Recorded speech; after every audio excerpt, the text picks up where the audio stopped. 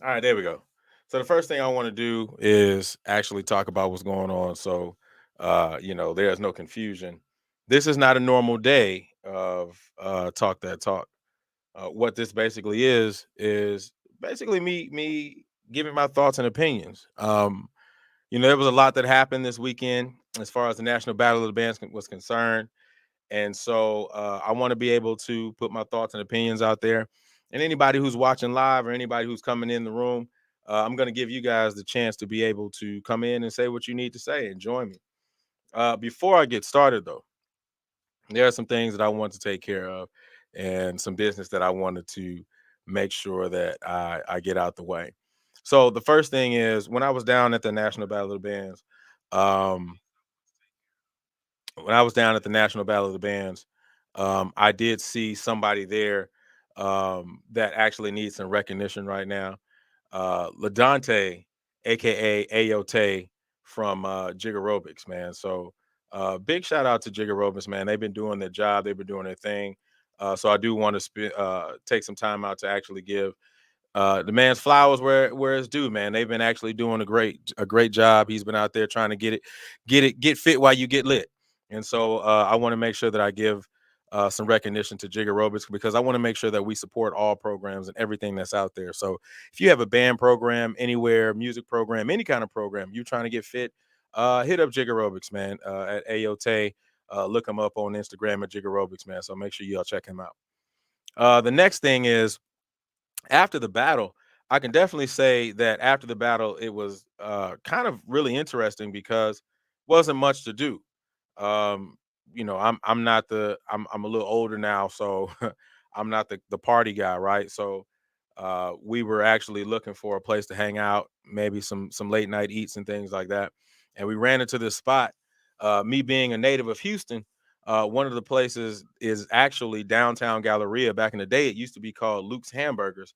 But I want to send a big shout out to Velvet Taco, man. Velvet Taco definitely held us down late night, man. They got some delicious tacos over there.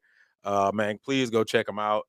And oh my gosh, they have a chicken and waffle taco that's just immaculate. And they have some red velvet cake, but we didn't get a chance to eat that cake because somebody came in and knocked it over. So once again, check out Velvet Taco, man.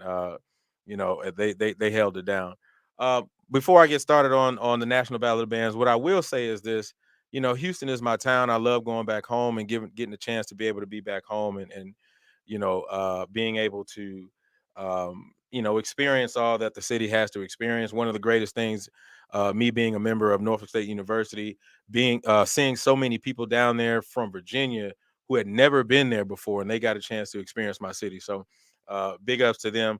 I want to give a big shout out to them. All right.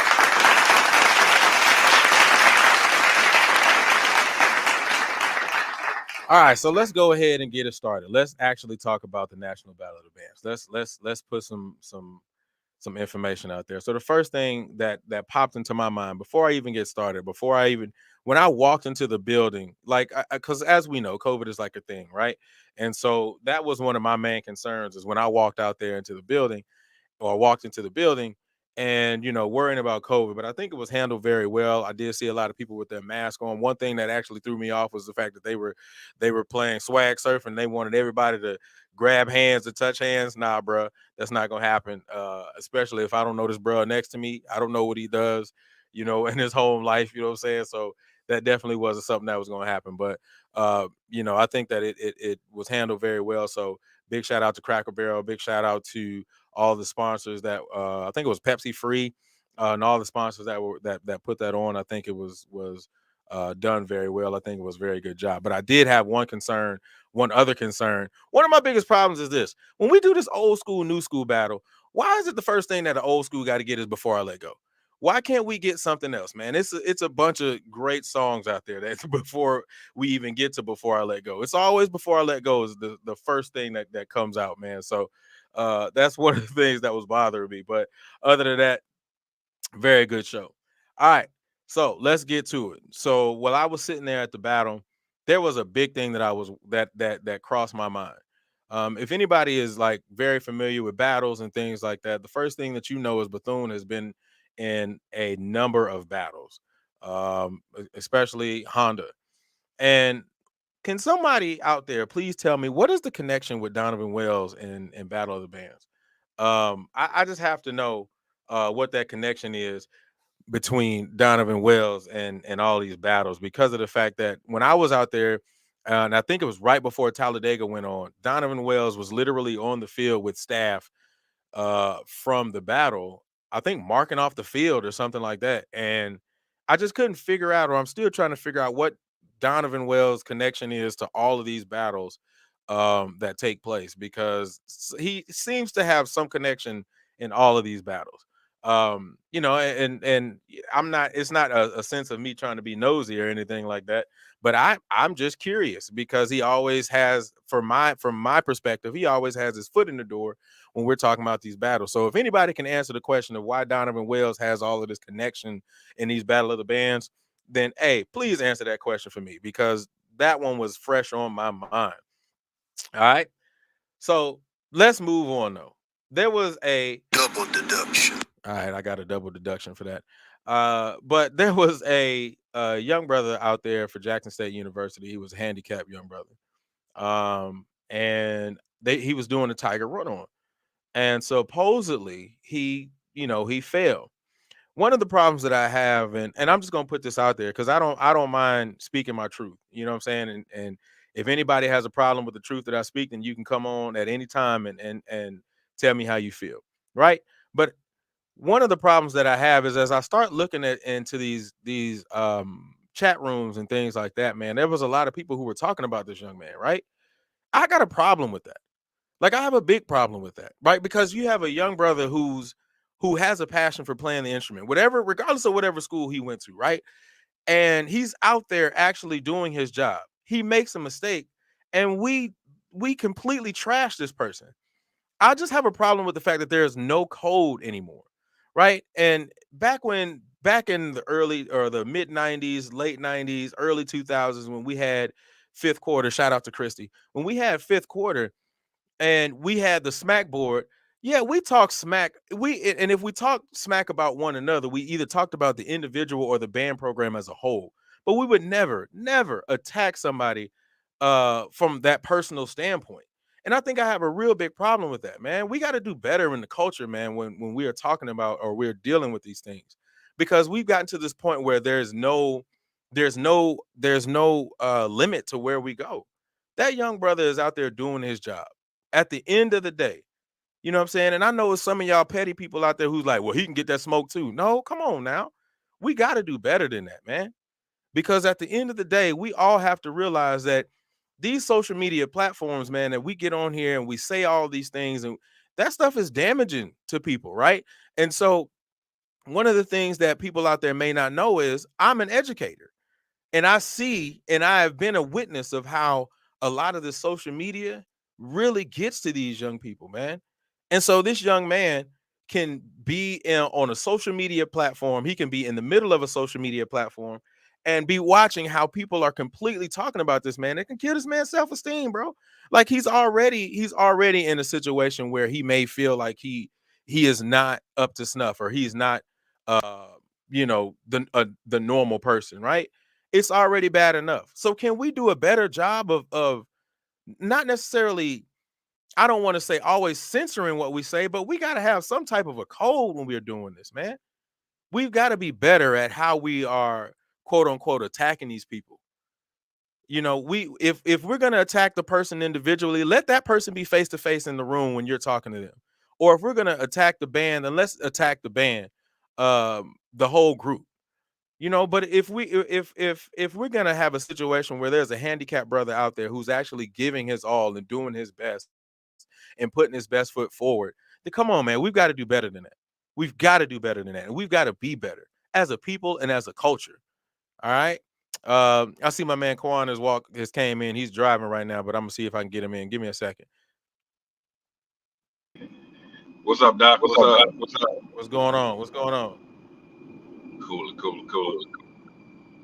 But yeah, so I don't know if you were hearing what I was saying and what I was talking about, but uh we definitely got to do better. So I don't know if you noticed that, man. So what I was talking about was the young brother who was at Jackson State, who was the handicap brother, and when he did the Tiger run on, he failed.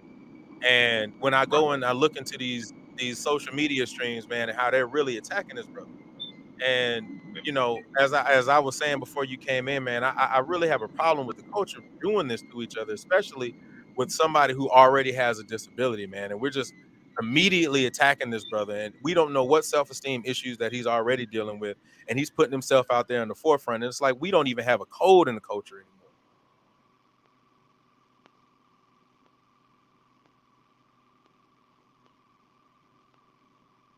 Oh, I was You cut getting your yourself off? thoughts. No, I was getting your thoughts on that, brother. Oh, so yeah, man. It's crazy because it seems like we have no ceiling when it comes to certain things. Um, I mean, I had the privilege of going speaking to my very first percussion instructor, who's Mr. Kelvin Berry, who's on the Jackson State staff as a percussion instructor. And I saw the young man, out there on the field, and when we was, speaking about the young man, it was nothing but positive things, great things. They were speaking about his musicianship, his tenacity. And honestly, when I was looking at him on the field after he recovered from the minor mistake, I mean, at the end of the day, there's some grit, heart, and tenacity, man, and that half of Absolutely. a lot of people don't even have who are fully able. So I mean, we just got to develop, man, a standard, bro. And honestly, what should have happened was the people that was attacking him on social media should have been like, say, bro, this is the line, bro. Like, like it should have been some form of a filter with that. You know what I'm saying? Yeah. But And that's really what I was saying earlier, man. It's like there is no code, there is no filter. It's just I'm gonna be petty just for the reason of being petty, right? Like we've got to do better, like I said, as a culture of handling that. I know personally of a person, a blind trumpet player who marched in high school.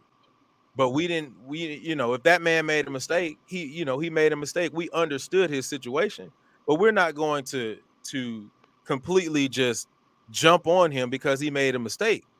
Because like I said earlier, this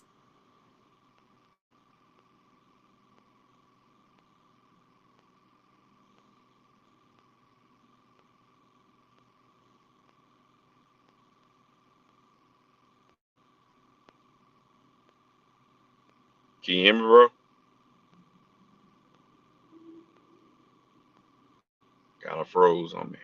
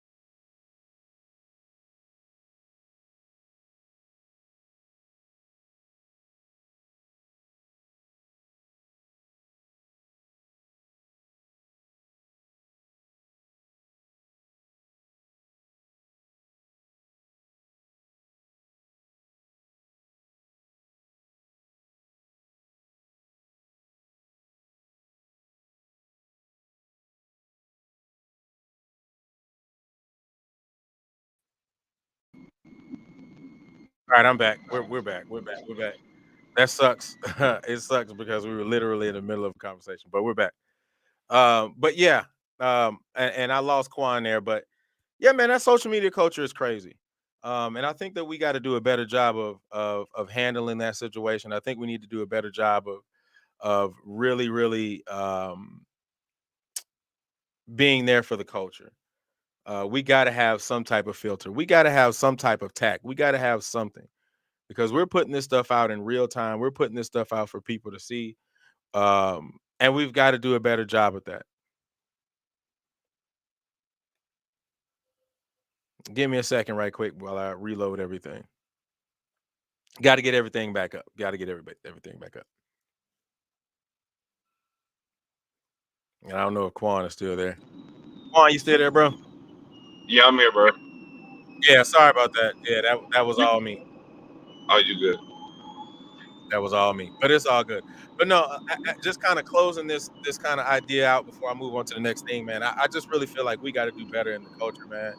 We've got to have some type of code or at least some kind of tact or something like that to do better with these programs. We can't sit around and say we support the program, we love the program, blah blah blah, but then also turn around at the same breath and completely just dog certain individuals or or people in the culture when they're just trying to do the best job that they can. I agree. I agree. All right, so let me move on to my next thing. Let's actually talk about the bands. So I'm gonna keep it real. I'm gonna go back to the conversation that I had when we were on the last show. I still feel like it should be adjudicated. That hasn't changed. Um, Especially when I start looking at everybody's posts and everybody just has this differentiating opinion of who they thought was better and blah blah blah blah, which goes exactly back to what everything I said. Everything is by opinion. When I was at when we were at the battle, and I was sitting in section 133, and I came around to section 128, 129, and it was a whole bunch of Southern people over there. You know, shout out to Southern first of all. It was a whole bunch of Southern people over there. And the only reason why I'm bringing this up is because this is exactly what happened. I'm not trying to pick on Southern Ken. I promise you, I'm not. Um, but when I was over there after Southern finished, all the Southern heads came out like, "Man, we killed it, man!" Blah blah blah. Blah. I'm like, "All right, that's cool. I don't really agree, but who's gonna change their mind, right?" And I feel like that's the same way that a lot of people feel about their programs, right? So, as a Spartan, as a member of Norfolk State University, and I'm gonna go ahead and say this, I'm gonna be very honest when I say this. I don't really think that Norfolk was the best program out there. Now, don't get me wrong, Norfolk sounded good. I think that they probably were the best sounding program the whole night. But were they the top Honestly, program? Absolutely not. I'm and don't get me wrong, I'm a Spartan Legion, I'm Norfolk, behold all day. But that doesn't I'm not gonna be biased, right? And the same thing that we talked about last week is exactly what happened. You know, a lot of my Norfolk people was like, "Man, Norfolk killed it, dog. They was the top band, dog." And I'm like, you know, you got it. You know, I will tell people Norfolk did good. I will look at all my old band directors' face and be like, "Man, y'all did a great job by far, right?" But I think that once again, I think that the adjudication part is necessary, bro. Like, because I really believe it. The other half of that is I really believe it gives the bragging rights, the true bragging rights, right? Not just the all right, my band did good bragging rights, but like my band literally won. You know, one of the things, and this happened today. I was talking to my dad, and that conversation came up. Who won? Nobody. You know what I'm saying? And then the first thing he said to me was, "Well, I remember back when you were in high school, you know, y'all would never lose. It was always who came in second place because as soon as Willeridge walked in the building, you already knew you had first. But that's how it was. And this still goes back to the same thing I said. So high schools can be judged, but a university can't be judged? Like that just to me doesn't make any sense. Um So I mean, I don't know if you still felt the same way about that. Were you still thinking that where you were at the show? Well, yeah, I saw you. I know. I'm just saying, were you thinking that while you were there about the judging part? Uh, yes and no, and I could be honest. So on one half, I was just honestly happy. First of all, to see bands. Like first of all, I think we all had like a breath of fresh air with uh just to see bands, assemble. First of all, secondly, I did think about the adjudication process, but then it went back to my original, statement. The only way a competition truly is like means something if the adjudicators are credible. So and are credible across the board on all levels in all sectors and realms of HBCU bandsmanship. Like they gotta know it to where it's like when you see that person, it's like, all right, bro, like he's an OG in the game and he's respected. So for example, for a situation like this, and that this is just me conjuring up some thoughts. Because FAMU did not participate, what if Dr. Chipman is that what pronounced it? Is it Chipman or Chapman? Yeah, Shelby I Chipman. think Chipman. What if he was an adjudicator? That's cool. Or if you'd have got the retired great Dr. Julian White to do it. Okay, that's one. Right. What if you'd have got Prof Lee to do it? You know, so that it's non-biased towards the bands that participated. You could have had a really good show. I mean, a really good judging of it overall. So I mean, that's possible, but I thought about it, but I was more honestly at that point just enjoying the aspect of bands. But I must agree with you for what you said. In regards to Norfolk, one of the best sounding programs there. And I don't want to get off subject, but my sleeper was Tennessee State. I'm gonna I'm get like, into that. wow, I'm getting in that. I'm gonna get yeah, into that. I'm definitely gonna get into that. for sure. Yeah. Like I said, I just felt, I still feel, and I'm gonna feel that way. Um, that band should be adjudicated. Now, don't get me wrong. I 100% agree with you. It was great to see band programs again after so long. And I definitely want to take this time to give a shout out to all the band programs because real talk, we they put in a lot of work, man, to try to pull that off at such a short time, dealing with COVID and all of those things, man. So I'm definitely gonna give a shout out to them. I'm yeah. I think they did a great job of trying to pull that off. But I'm gonna go ahead and get into these bands now because it's I think we need to go ahead and be honest. Uh, I'm gonna first put it out there. Much respect to Talladega. Um, you know, um, they came out and they were there as a filler program, but you know, it- yeah, um, yeah, I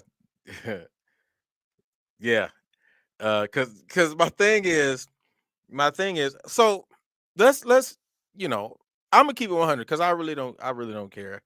Um, I just question who Talladega is supposed to be, right? Because like, are they Southern? Are they Jackson? Or are they just this band that just I don't know, because we all know that they don't have a football team, and that's not undiscovered news. Like everybody knows that. But I think that what is the standard or the sound or the look or whatever that they're specifically trying to go for, and I think that is what bothers me, the most.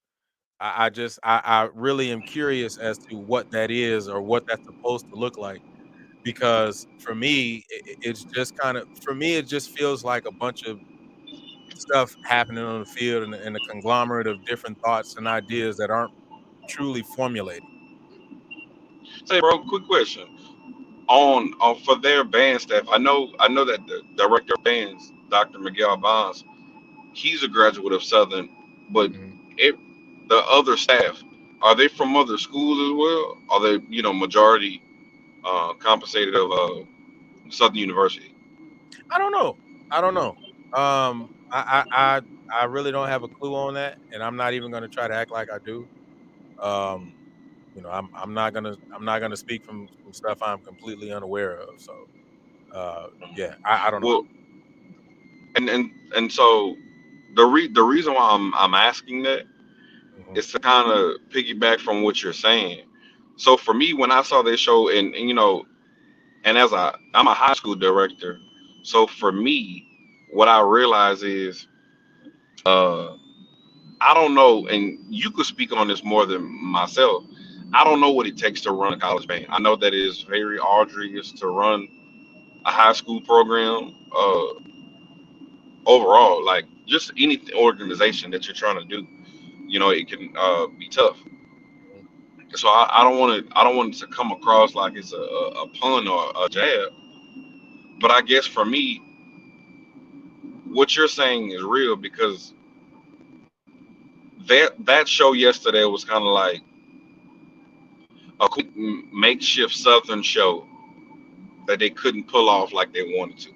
I understand, last minute being called, but in regards of creativity of even the way they lined up on the field, for coming out from the end zone, like all of their formations and whatnot, is just unfortunately is like for me when I want to see Southern, I want to see Southern.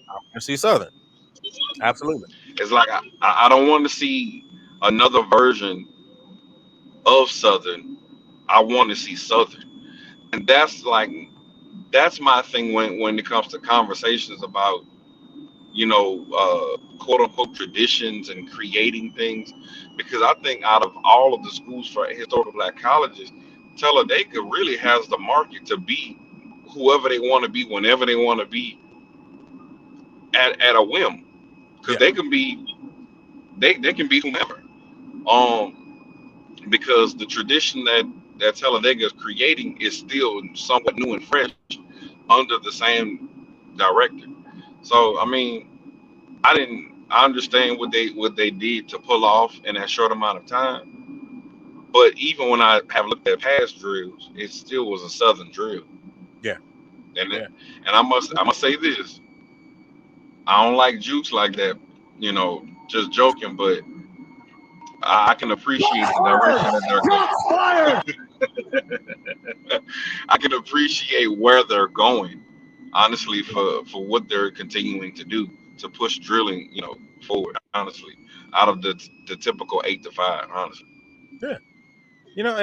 And I don't disagree with you because I definitely feel the same way. I'm like everything feels Southern-ish to me.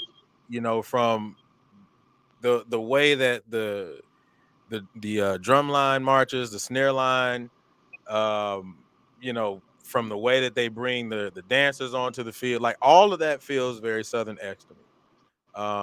And like I said, that this is I ain't trying to bash nobody, but I'm just gonna put the thoughts out there that come through my brain. Um, and I agree, he has the availability to be as creative as possible. And I just I don't know. I don't feel like he's taking it. And that's just my personal opinion. So yeah. I Now, mean, I kind of go ahead. no, go. You got it. Yeah, I kind of feel like, we kind of said last week though. Is it that's because that's all people know? You know what I'm There you saying? go. Like, if that's all you know, is like, is it kind of wrong? Because I'm looking at it like this, and maybe sometimes that's the issue with HBCUs. Because we can get into post traumatic slave syndrome in regards of wanting to hold on to our traditions, right? Mhm. But sometimes the traditions that we have also put us back into this box. You know what I'm saying? So I mean, I don't know, Doc. Like, I know that he's a proud graduate of Southern.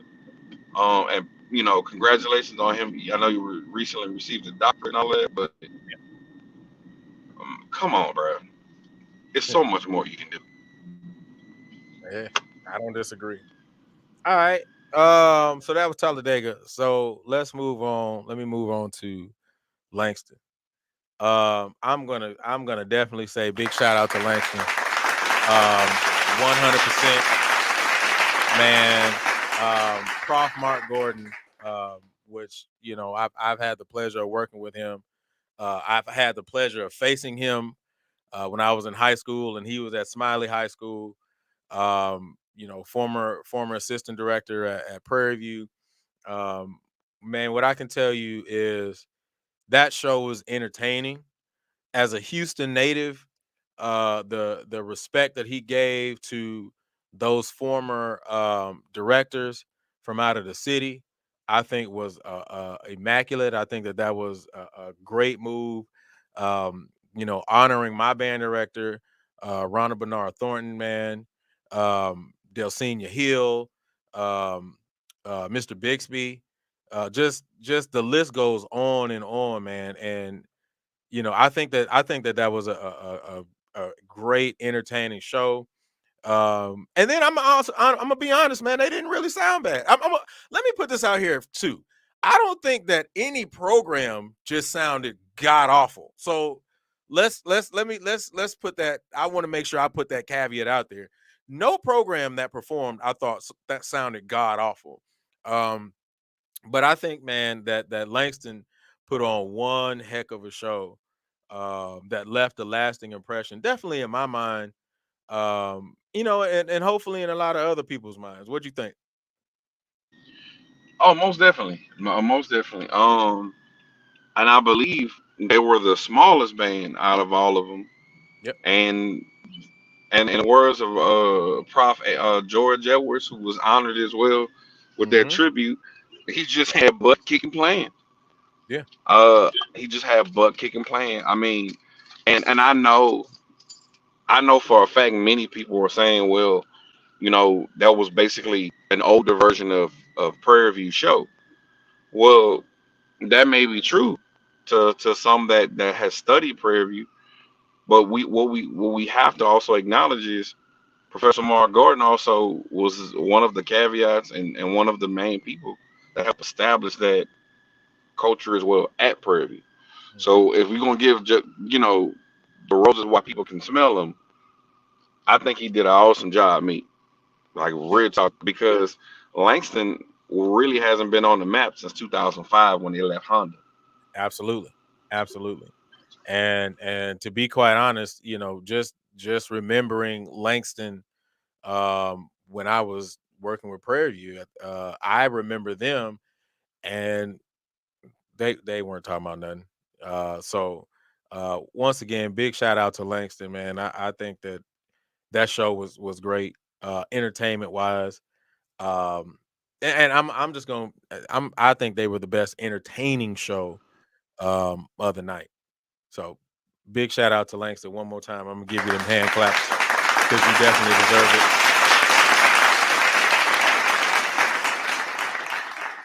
All right, so I'm gonna go to the group that I think was the sleeper program of the whole night. That everybody seems, as I'm looking on these opinion boards, because nobody actually won. Let's. I want to make sure I always put that out there. Nobody actually won. So you know, I mean, nobody won, right? So, but the opinion boards are all giving this one group like the lowest number, bro, and I completely disagree. I think Tennessee State was the sleeper. Like for some reason, everybody is. I feel as though everybody is really discounting um, Tennessee State. I think Tennessee State actually needs more props than what they're getting right now. Because Tennessee State sounded really, really good, dog. And their trumpets to me were just, in my opinion, on the field. Now, I'm not. None of this is stand stuff. I ain't even talking about the stands. I'm specifically talking about field, right? Because this is a marching band showcase. It ain't a battle. It's a showcase because we ain't really battling because ain't no winners.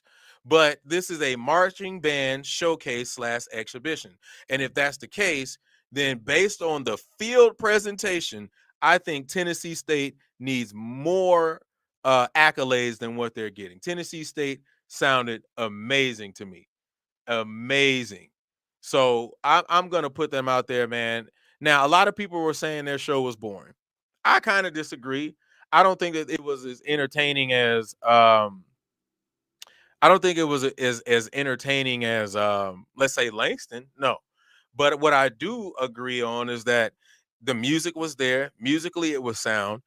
Volume wise, since all of us are on this volume thing, volume wise, I think it was, or power, however you want to say it. I think power wise, I think it was there. Um, like I said, I think that the arrangements were done very well. We really got I think Tennessee State by far was the sleeper program, and I think they, on a lot of you all's polls and boards, I think a lot of you guys need to push Tennessee State up a little bit higher. And that's just on my personal opinion, because remember, all of this is opinions. Nobody actually won. There was no first place, second place, third place. But if we actually put it out there, I think opinion wise, Tennessee State should be a lot higher, man. A lot higher.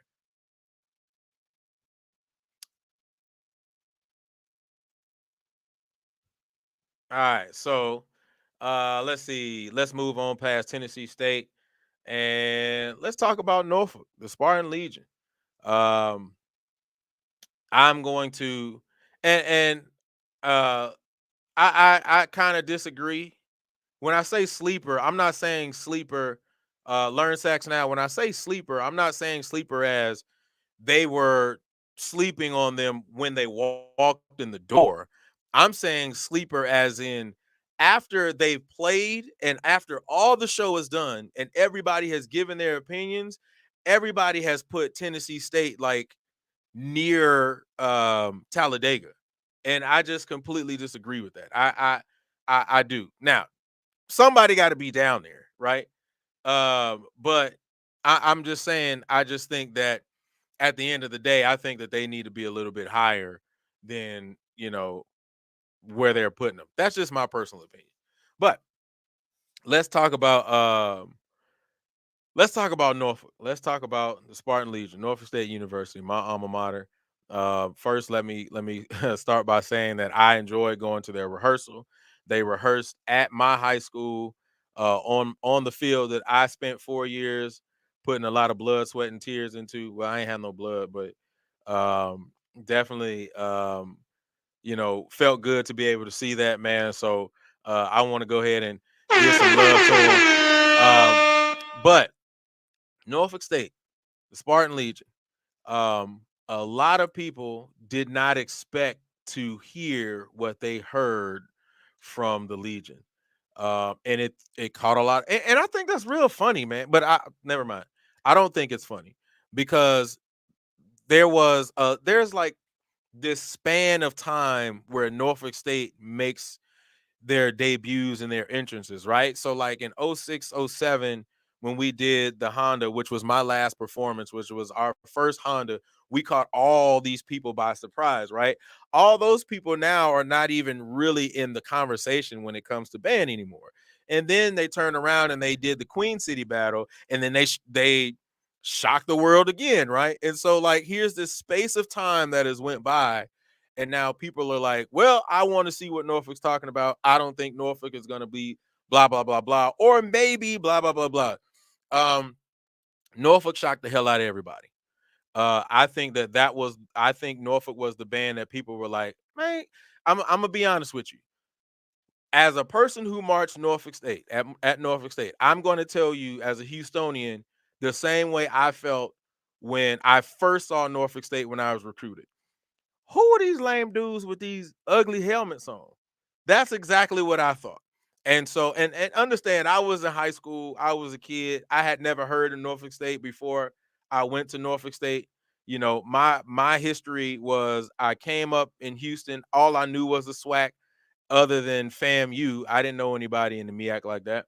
So I think that was the thought process when going in. A lot of people just either didn't know who Norfolk was, or had never really heard them live, but they knew who they were. And I think Norfolk shocked a lot of people.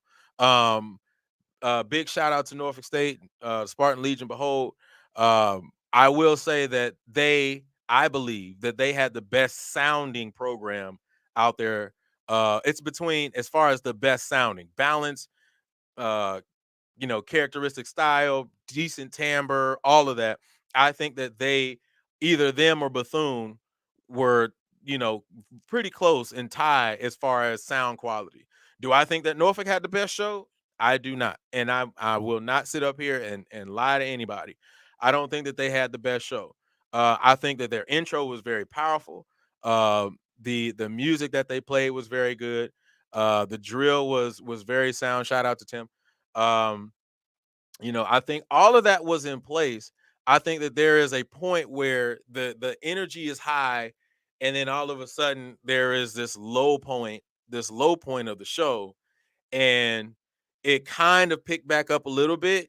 And then by the time they got to the dance routine, it didn't really finish out as strong. But I do think that the show was executed very well. I thought it was very clean. And I think that they sound very great. And what the one thing that I will say is that, just looking at the conversations now that are happening, I think a lot of people are like, "Yo, we need to really watch out for Norfolk now." So I think that they've really taken the initiative, and I'm happy that they were able to actually showcase themselves on this particular platform. Um, and I think that they've had the availability to put themselves on the map. And again, because we've been on the map before, but I think that they've had the availability to put themselves on the map and say and solidify, all right, look, we are still in the MEAC, and pretty dang near the only people who are left. We are still in the MEAC. We are going to Norfolk. At the end of the day, Norfolk is going to Norfolk. And I will stand by that 100%. Whether you like it, dislike it, whatever, Norfolk is going to Norfolk. Norfolk is going to be Norfolk. They are not going to step outside of their box. They're not going to do anything different than be who they are. And I think that they stuck with that. And I think that they caught a lot of people off guard, and they put a lot of people on notice, like, yo, we are here, come get this, and so I was very proud to be an alumni member of Norfolk State University and the Spartan Legion. I think that they did a great job. So big ups to Norfolk. I don't think that they had a top show, but I definitely believe that they put a lot of people on notice. So big shout outs to Norfolk. All right. Let's go to the next folk. Um, I wanna take a little time to talk Jackson. I'm gonna talk Jackson for a minute. Um,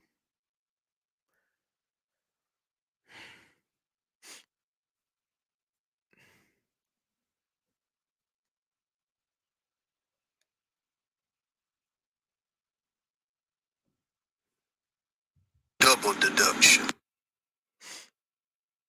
yeah, sorry, Jackson. Um, yeah, I mean, I'm a fan of Jackson. Don't get me wrong. I've been a fan of Jackson for years, and I've been a fan of Jackson. '90s Jackson as a trumpet player. You know, Trump Funk. I was, yeah. I love J5. I think by far J5 is the best drum major line ever. Um, yeah, yeah. Jackson was born to me, bro. Born.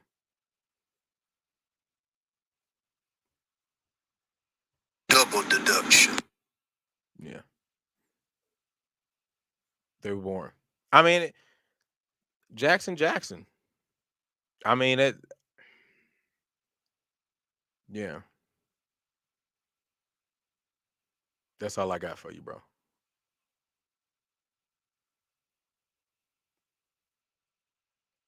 So let's talk Bethune.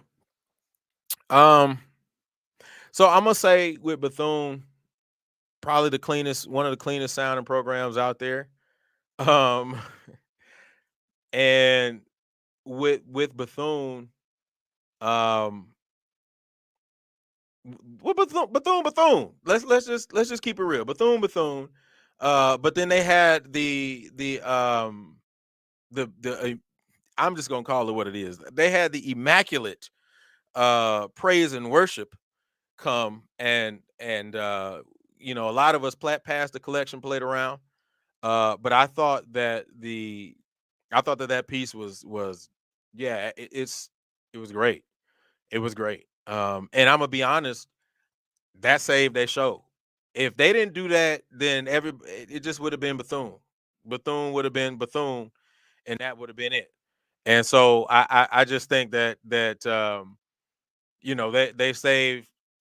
Yeah, yeah. I think that literally saved their show, because everything else was straight Bethune. I'm gonna bring somebody in. Give me a second. What's up? What's up? My boy, B? what's up, bro? Man, hanging, What's up, hanging. bro? What's your We thoughts, talking bro? Bethune, man. We talking Bethune. Man, and I didn't watch this show after the fact. I tried to watch the Big Dogs on YouTube. I was there, so I Yeah, I know. saw it. I saw everybody live, but I tried to watch the Big Dogs on YouTube just to make sure, just to check my opinion out. So I didn't get to Bethune on YouTube yet, but while we were there live, we had Bethune at the bottom. We had Bethune at the bottom with Talladega. That's what like live we was like just based on how we felt when they left the field, we had Bethune at the bottom.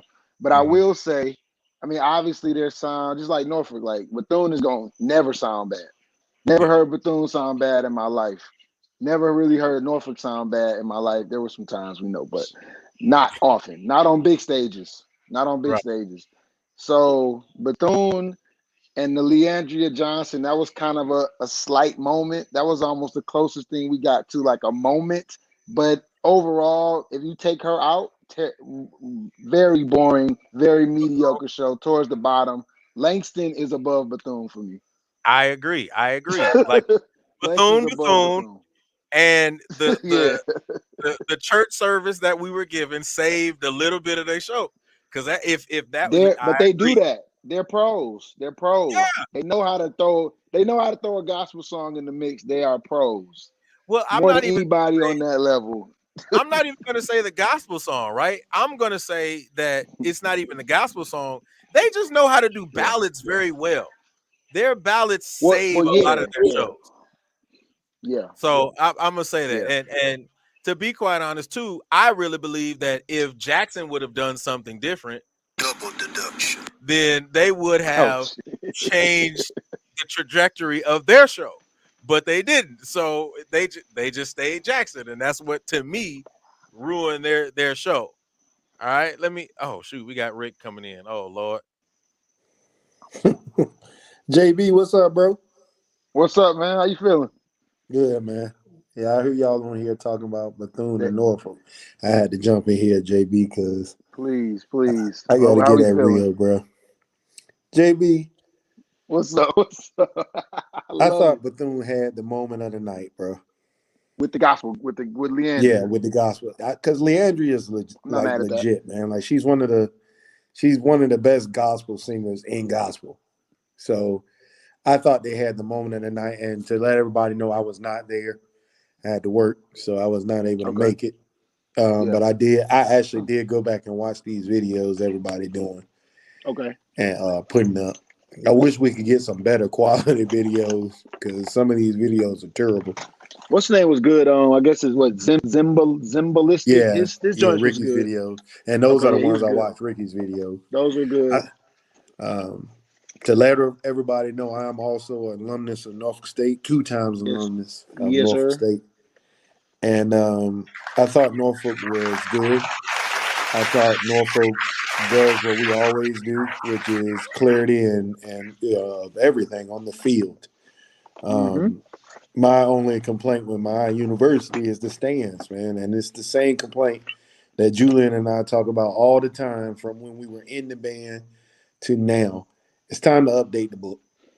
I It's can time. can I jump in real quick on Go that? ahead, bro. Yeah, go I ahead. think I think that's a fact, and I've been telling people because as you know, we all know,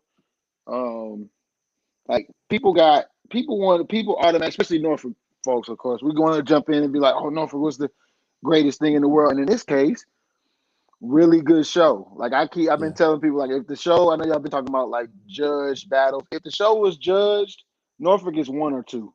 yeah, Norfolk is one or two in a judge competition. Technically, you know how So we used to do in so high school. That's my let me opinion. stop you right there. Let me stop you right there. This is not a judgment. This is all opinions. I'm Nobody just is first. hypothetically. We can't talk in hypothetics, because then if that's the case, then everybody's gonna start having, no, Southern was the best. No, Jackson was the best. No. well, no, That's but cool, but Julius, I'm what talking, you? but we talking technically. If you go back and watch YouTube and say who's marching, what is the tone quality, Yeah, blah blah blah blah blah. yep, I mean, I that's feel not like what it should Southern. be. I feel like Southern could win. I feel like Southern could win popular opinion and probably win a adjudicated battle. But Norfolk is 1 and 2. I Bruh, feel like it's Southern and Norfolk. Those are the two that's gonna win if it's judged, Southern or Norfolk. But I said that bruh. to say it's not just the stands, Rick. It's not just the stands. Caught Up, terrible song selection, terrible yeah, pick in 2021, and the other Usher song. Like those are just bad picks. yeah. They're not those. Caught Up is not a classic, and the other song is not a classic. If you're gonna pick a song that's old, it's got to be a classic, or it's just some Yeah. old shit. But I Like think you got to JB, I bring think too classics. though, bro. Like, look at it from this standpoint.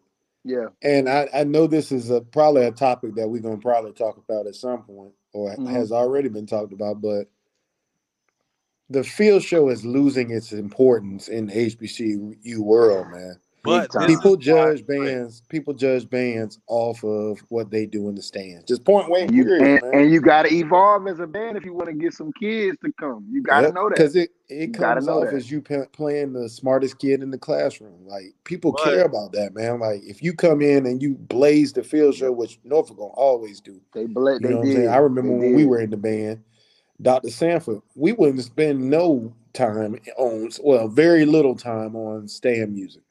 Majority of our time was spent outside on that field, making sure that that drill was was sharp and the music was sharp. And it So, shows. It showed but every time. yeah, but here's my argument. I said that before you guys came in, right? Hmm. We have I'm not even basing my thoughts on whatever happened in the stands, right? Because this was a marching band competition, or Correct. exhibition, or showcase. Exhibition. Yeah. Exhibition, because we ain't battling, because ain't no first, second, third. So my Correct. thing is, if I'm going off of just the field presence alone, that's it. I'm not even gonna talk about the stands, because I'm gonna be honest. I'm sorry, Southern's gonna win the stands every time to me. Until I 10 out feel of like 10 out of 10. I, 10 out of 10. that's just gonna be real. So I'm not even to me, I'm not even gonna bring up that category.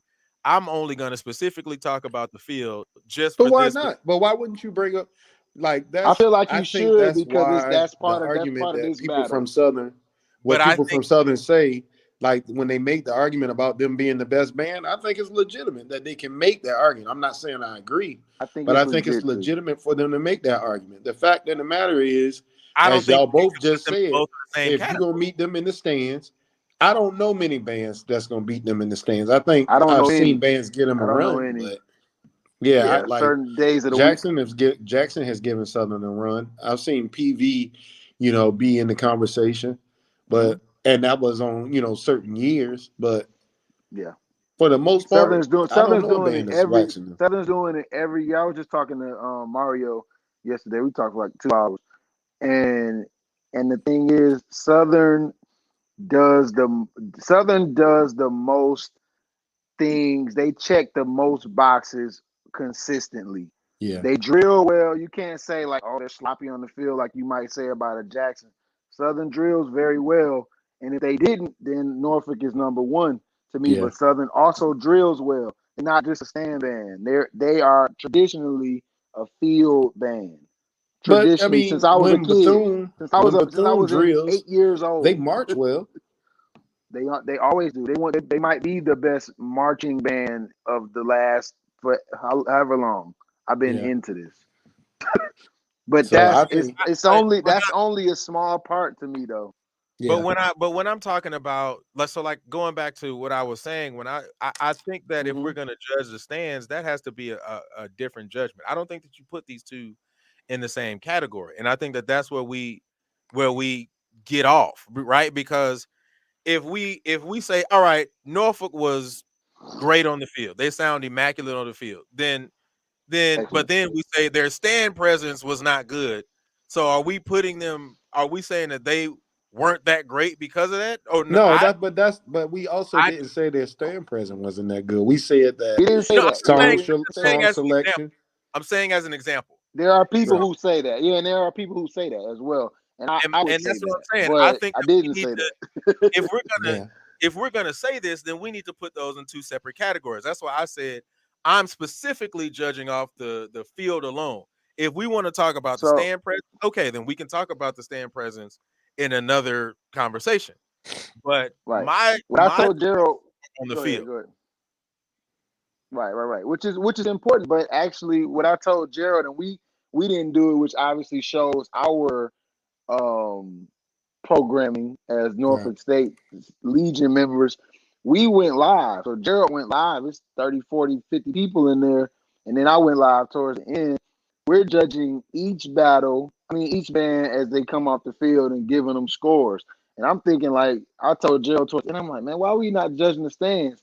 Because this is a stand and field competition. So Right. if we really keeping it a buck, if there was some adjudication, if they were you have to include stands because that is part of this particular what you call it, there's a word I'm looking for, franchise. It's Well, not a but part of every franchise, but you gotta to be fair, you should include the stands. I didn't, Right. but you should include the stands in this particular franchise. and see, Torin It's just part said of it. the thing, and Torin, if you want to get in on the live, bro, the chat, the link is pinned in the chat.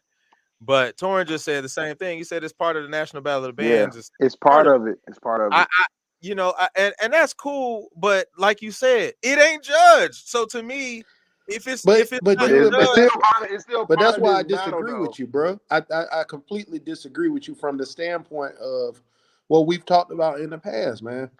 To say it's not judged as far as adjudication is one thing, but as JB was saying, it is judged because the court of popular opinion is just as important as a number on a spreadsheet. but For Probably bro, more instance, all important. for opinion, instance, all opinion. let me give you an example. Let me give you an example. All the top threes I've been seeing include Langston. Every last one I've seen so far Mm, has included that's interesting. Langston. That's interesting. That's Yeah, crazy. because They were so good, many but that's people, crazy. That's crazy though. like Langston brought something to the table that people like. You know what I'm saying? So, like, Best song selection of the day came from. Best overall song choices that were unique and that we haven't heard from every band of the last 20 years. Langston was the best song selection for me overall. But I it's heard still. three songs where I was like, "Oh, okay." But here's gonna be my argument, bro. Like, Hmm. and Rick, you know this, bro. Like, it's still all opinions. So like, and I gave this same thing last week. Going back to if we look at, and I always use drum corps as a great example, bro. Whether we think that the my favorite corps, whether we think Crown had a great show or not, they didn't win. And my opinion is, well, Crown had a great show, but if we're gonna put this in the category and say this is part of the category, this is the standpoint by where we're judging, this person won, regardless of what my opinion is. but So you like, hey, well, the top three got Langston, but did Langston win? And no, but see, that's not the point. The point is DCI's whole organizational structure is based around making it to the end and competing for a championship. HBCU culture, that's not our culture. Our culture is you put the best up against the best, you bring the best you got, and I will form an opinion as my own opinion as what I think is the best. Like there's years, like I'm gonna sit up here and I'm gonna say it. I don't care who marched, whatever. When I marched in Norfolk State's band, I took one L in 3 years, and that was in 2000 from Texas Southern. Why? Texas Southern had better song selection than we did. They came in, they were smashing us on the hits. And that was because at Norfolk, we never worked on playing new music. We played the same stand songs at Norfolk almost every year I was there. We played Sweet Love every year. We played Can't Hide Love every year. We Before I played the let go, same music. And we drilled to the same music. I played Turn on the Action. I played we played Carry On carry my on. sophomore and junior year. You know what I'm saying? Yeah. Like that is the HBCU Yeah. culture. And DCI's organizational structure says that this is leading somewhere. And if that's your argument that we need to do that, then cool, I'm about that. That's But my at the argument. end of the That is my day, argument. That's literally my argument. yeah. I I mean, I I if agree. that's I it, then agree with you, I'm Drew. about it. I agree with you, Junior. I agree. I agree. It should at least we should have one, whether it's this battle or another battle. We should have one or two of those a year. Like I mean, it would be nice. I'm not gonna say we should. I'm not gonna say it, but I think it would be. I think it would be nice. I think it would be beneficial in some way. I think it would be beneficial. Well, what about this, Hold JB? on, right quick. Hold on, right quick. Oh, I'm go gonna ahead, bro. Go ahead. bring Teddy in real quick. What's going Yo, on? what's up, bro? Yo, JB, what's going on, everybody? What's up, bro? My boy, what's going on with you? Yo, Missed this you is this great weekend, conversation. man. It's great conversation, and I'm having a good time listening to you guys. I agree with everything that you're saying. It's very dominated by the wood, by all of the horns. You guys are dominating the conversation. That's great. Um, Good. about the percussion, Mm-hmm. I was not impressed with most of what I saw, Yeah. and I don't want to disrespect anybody's work. I understand it's only been a few weeks.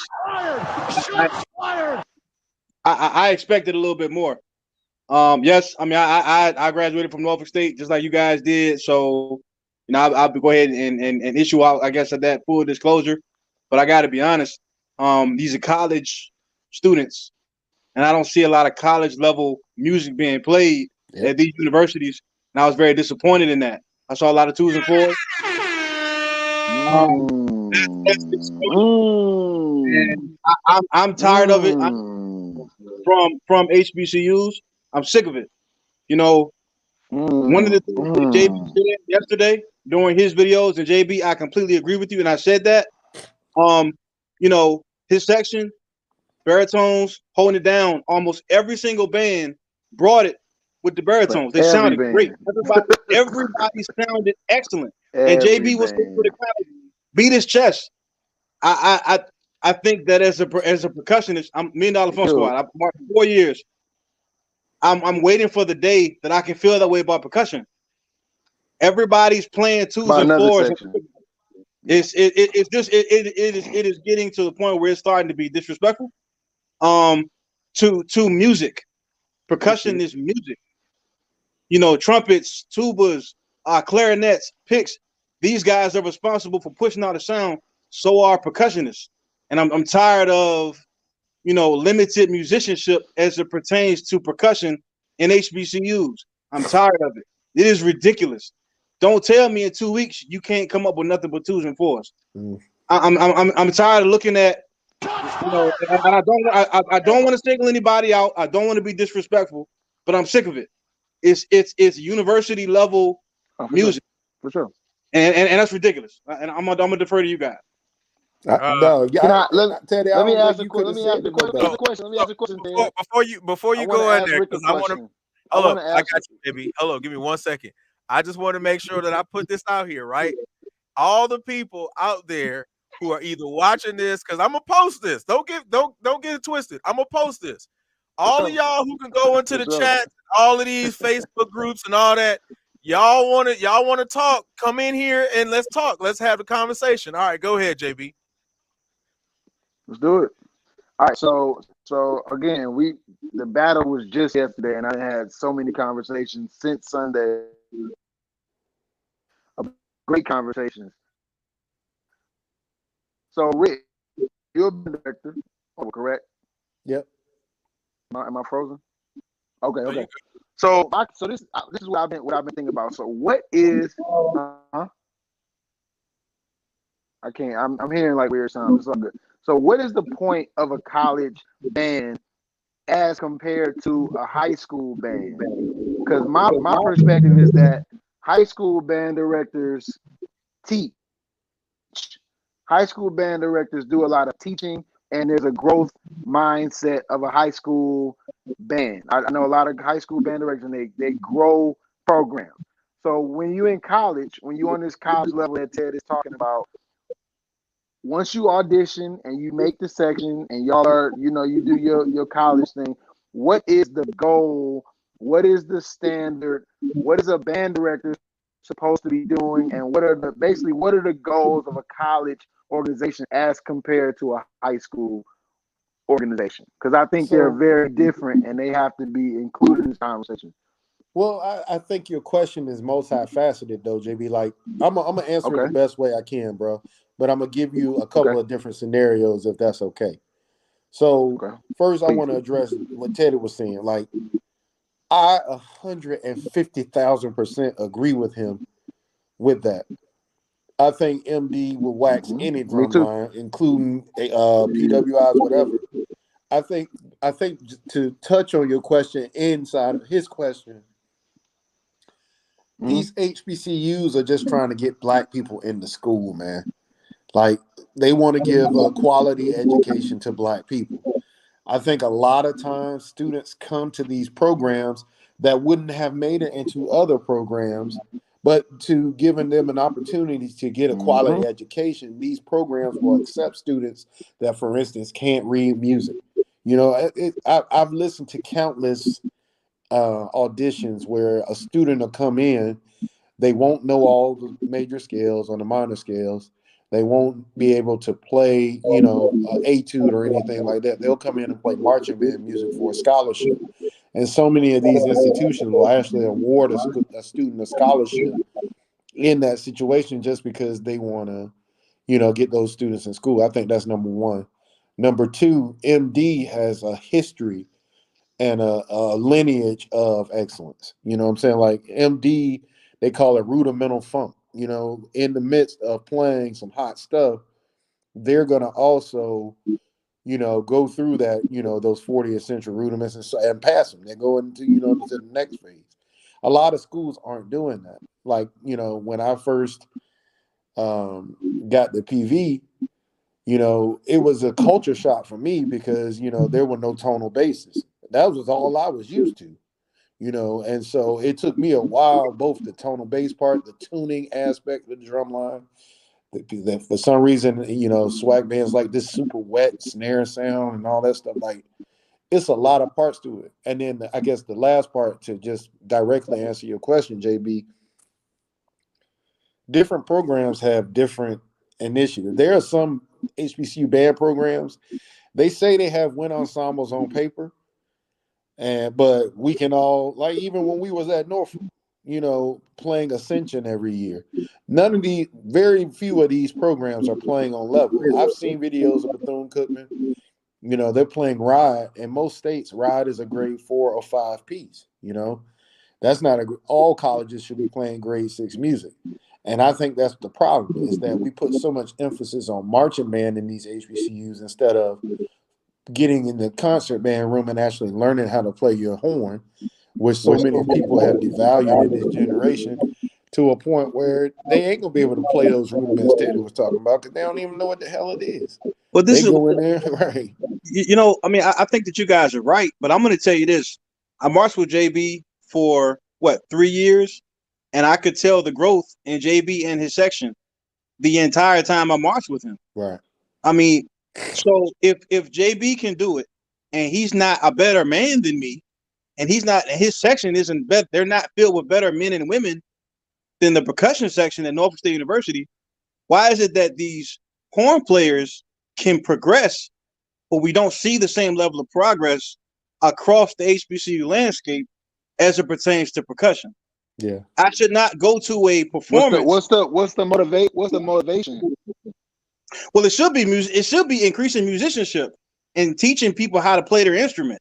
And I don't believe I that think that's a you're I think that's teaching. a I think that's a high school thing. That's what I'm kind of saying. I'm not saying that I support that, but I feel like that's a high school thing. You got people that's biology majors and political science majors and Yeah. medical majors, and they just want to kind of come in and play. I'm not saying that again that I support that, but that's what college is. But I mean, but Whereas high I school, teach at a nobody, university right we're not. now. I teach at a Exactly. university right now, JB, and I think the difference is we have a drumline staff. Like we have Hmm. multiple people that are That there. would be So nice. That'd be dope. the Yeah. standard is set from the people in front of them. A lot of HBCUs might not have the budget to do so, but I know at Norfolk, even though Mr. Bethea is the band director, he still works with MD. And then you have alumni that'll come in, Sean, Frank, all those cats come in and help the drum line out. So there's always a great musician standing in front of MD. And that I think it ties back to what I was just saying. A lot of these people standing in front of these drum lines, I don't want to be disrespectful, but they aren't, they can't do what we're talking about. They ain't gonna stand at no marimba and play no, four mallet marimba part. They're not gonna pick up, some concert snare music, not marching band music, that requires them to know all the essential rudiments, be able to play a patty, fly, cheese, all that stuff. So A I think five stroke roll, yeah. a 9-stroke roll. Well, they Like playing that. I give them that. They playing that.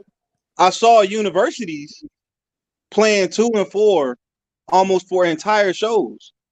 Like I saw 2s and 4s from multiple universities, fellas.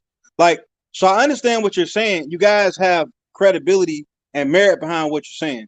But I just want to understand how students in the same band at the same university can increase their skill set year over year on seemingly on every instrument except for percussion. And I see 2s and 4s from several HBCUs year over year. So is it a skill thing or is it a will thing? Because why should I? It's a Why it's should a I? it's a will thing. It's a will thing. Okay, okay. So are How are you because they not bored because to just death in are doing you that? just saying in music, just in music, just in music, the percussion in music tends to be very understated. It's easier to kind of like be sweet with the other stuff, the melodies and all of that. That's in radio songs. So it's not. I don't think there's much um the if you want to call it a risk risk of getting better or being more musical. The risk, in my opinion, doesn't outweigh the reward. The risk doesn't outweigh the risk. My bad. The reward does not outweigh the risk. Because if Jackson start playing like y'all, or including some of the things that y'all do, then they're not really Jackson anymore. And I don't know if it makes them better. It might make their musicians better, but I don't know if it makes their program, but they put out on the field better. So that's what the colleges are dealing with, in my opinion. And I don't think it's a before you say your piece, let me go ahead and bring Quan back in because Quan is a percussionist and he went to a SWAC school. So let's bring Quan back in. Okay, great, man. Hey, first of all, what's up, big bros? what's going on, man? Man, first of all, I almost wrecked my car listening to the conversation. I was like, God damn, I got to get back in here. Can y'all hear me? Yeah, we can. Okay, so like that, first of all, there are so many truths to what many of you have stated. So it's so much to unpack. So first of all, let me say this. When it comes to the swag, in regards to percussion, there are a lot of great percussionists. Um, and I think what makes us great as HBCUs is our diversity. Now I'm gonna be honest with you. Uh, I marched for at the time it was called the PV McFunk box, and so I marched for the box at that time, and I crabbed in '06. And I must say, when I first saw MEAC at schools, I wasn't aware of $1 Million Funk Squad. No lie. Um, I do think it's a great section, very, very well disciplined, but it's certain things that is just not my cup of tea. Not saying that it's bad or anything. It's just not my cup of tea. And I think that's what makes us great in ourselves. I do agree in regards of percussion. It has become like the bottom aspect of band programs. I don't know the gentleman's name. I think it's Ted. I think Ted said so. Like I agree with that, but also falls on two things. When I was marching, our band director told us, "Hey, when you're with the band, you're a drum set. That's what you playing." So many times, some of those things falls on the concept of what the band director wants to hear for his parts. I.e., if you think about Southern is real talk a trap set. I think for years, in my opinion, their directors have limited them to a degree. Because if you look at Funk Factory in like '06, '07, they were going on the track. But in the crowd or in the stands, they're playing 2 and 4.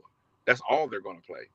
And I think what you've experienced at uh, Norfolk is kind of a blessing because I know he's the director of bands now, but he kind of like let y'all loose. When some of the directors, they be like, nah, you're not about to play that. So that's one. One point I want to add to Rick's point.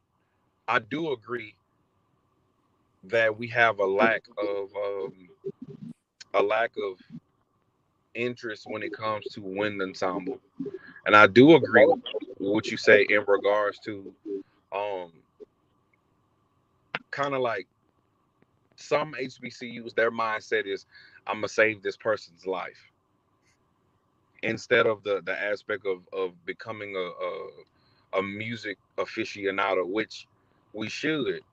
But I think honestly, sometimes HBCUs we're merely just trying to create better people, and sometimes that lacks musicianship.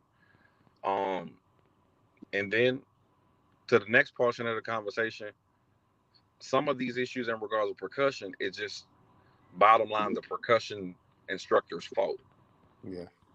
We're not gonna say no names or whatnot, but it's some percussion instructors they not even in front their line, and Oh yeah. it's a section leader that may be in front of them that studied that particular group for years, and all they have is them. So some of the percussion lines that you see are flourishing. They have a mature mind, a mature percussionist, as well as the creativity of the young ones. And sometimes the one that's staying the same, they're basically self-taught, which is unfortunate. And And then Well, the other side of that coin is this. You think about the drum line you were in, mhm, PV has been known to be both rudimental but also entertaining. right, I can criticize my school the same way I love it. The one side is that MD is always going to have musical excellence, but it can also come off as a little boring, especially to an audience member that doesn't really know what's happening out there. Like musicians listening to MD were like, dang, man, they just played Shirley Murphy's, whatever these different rudiments are. But then the average person, like, I mean, it just sounds like drumming to me. So it has to be like an equal melding of the two. You have to be able to play the parts, but also be in a role where it's entertaining to the audience. And the way PV did it was they would do the theatrics. They gonna throw a drum 50 feet in the air, or they gonna have somebody flipping over the section while they play it. I watched a video the other day where y'all take PV make funk box on the drums and had dudes like laying on their back and flipping over y'all while you playing. Like, I think there has to be like a middle ground where you get all the musicality, which is, I think Teddy is right, just absolutely essential. We need to be stepping up our games when it comes to how musical we are, but also you got to have the element that still makes it entertaining to the audience and makes them want to see what you're doing. I think that's a perfect point, Rick. Um, it's just unfortunate that balance doesn't seem to be there. It seems like it's getting worse. Yeah. I refuse to believe that because HBCUs are trying to save students that they think that they can only teach, or that they're only they're okay or accept teaching twos and fours. That seems to be every HBCU deals with that issue. That's not unique to any HBCU, and we still got guys who are going and playing with DCI cores. Yeah. So I definitely respect that answer. I get it and I acknowledge it because it is true, but I don't think that is a reasonable enough response to substantiate we're going to play twos and fours because these Right. kids. When I hear that, what I hear is these kids can't do no better, and Yeah. I've heard that before, and it makes me upset because we don't carry that mentality across the band. Because these kids, there isn't one corner or block of kids that's where the percussion kids live, and everybody else over here can play a woodwind or a brass instrument. So we're going to push them to a certain standard, but we're not going to do that for percussionists because they can't do no better. Because they came from, or we're just trying to save them. I mean, come on, man. I mean, it's college. So I'm not necessarily saying everybody needs to be NPFS. We're going to be who we are. Just like every band is going to be who they are. I definitely respect that. But I mean, twos and fours, I mean, that's really it. That's all percussion is. Well, I mean, Yeah. I agree with Rick that I would love to see more balance. And if that means, less musicality, okay, I mean, I guess, but twos and fours, guys, I mean, at a university level, that's all percussion can be at the HBCU. I mean, that's a tough pill to swallow, especially when I see increased musicality year over year from so many other different HBCUs whose students that play brass and woodwind instruments went to the same high schools, the same neighborhoods as many of the percussion kids who have now gone on to these same schools. What's the disconnect? What am I missing? Jay, am I missing? I mean, what am I missing? So are you saying, and I want to actually bring it back to the battle for a second, or exhibition. So are you saying that there was no percussion line that you felt was worthy of being called respectful? No, I thought that there were several who excuse me, I'm sorry. I thought that there were a few guys, a few lines who played fairly well, who did a good job. But I also thought that there were, in my opinion, too many institutions that only played twos and fours. Like that's it. An entire field show of them. And it seems to me like, these kids, I know that they have the ability to play more than that. Or at least it seems to me like they should be able to. It's a university.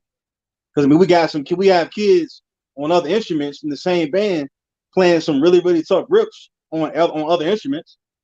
So if they can, why can't the percussion students? Well, I got another perspective, Julian. Let me ask you this, and well, everybody, let me ask you that because I think Teddy just brought something up that it really made me think. Think about the arrangements. There's been many times, even when I write, where I will write this killer band arrangement and won't write one percussion part on that arrangement. So I'll send the arrangement off, and there's no percussion music written. And I've stopped doing that because I realize in order to get the grooves and stuff I want, I need to write what I want. But there are so many people that write these killer arrangements that don't know how to write for percussion, know how to write interesting parts for percussion. And then they don't have directors that are taking the time and energy to say, all right, I'm going to write for every single piece of music that's pumped out of this band. I'm going to write the same amount of music for my group.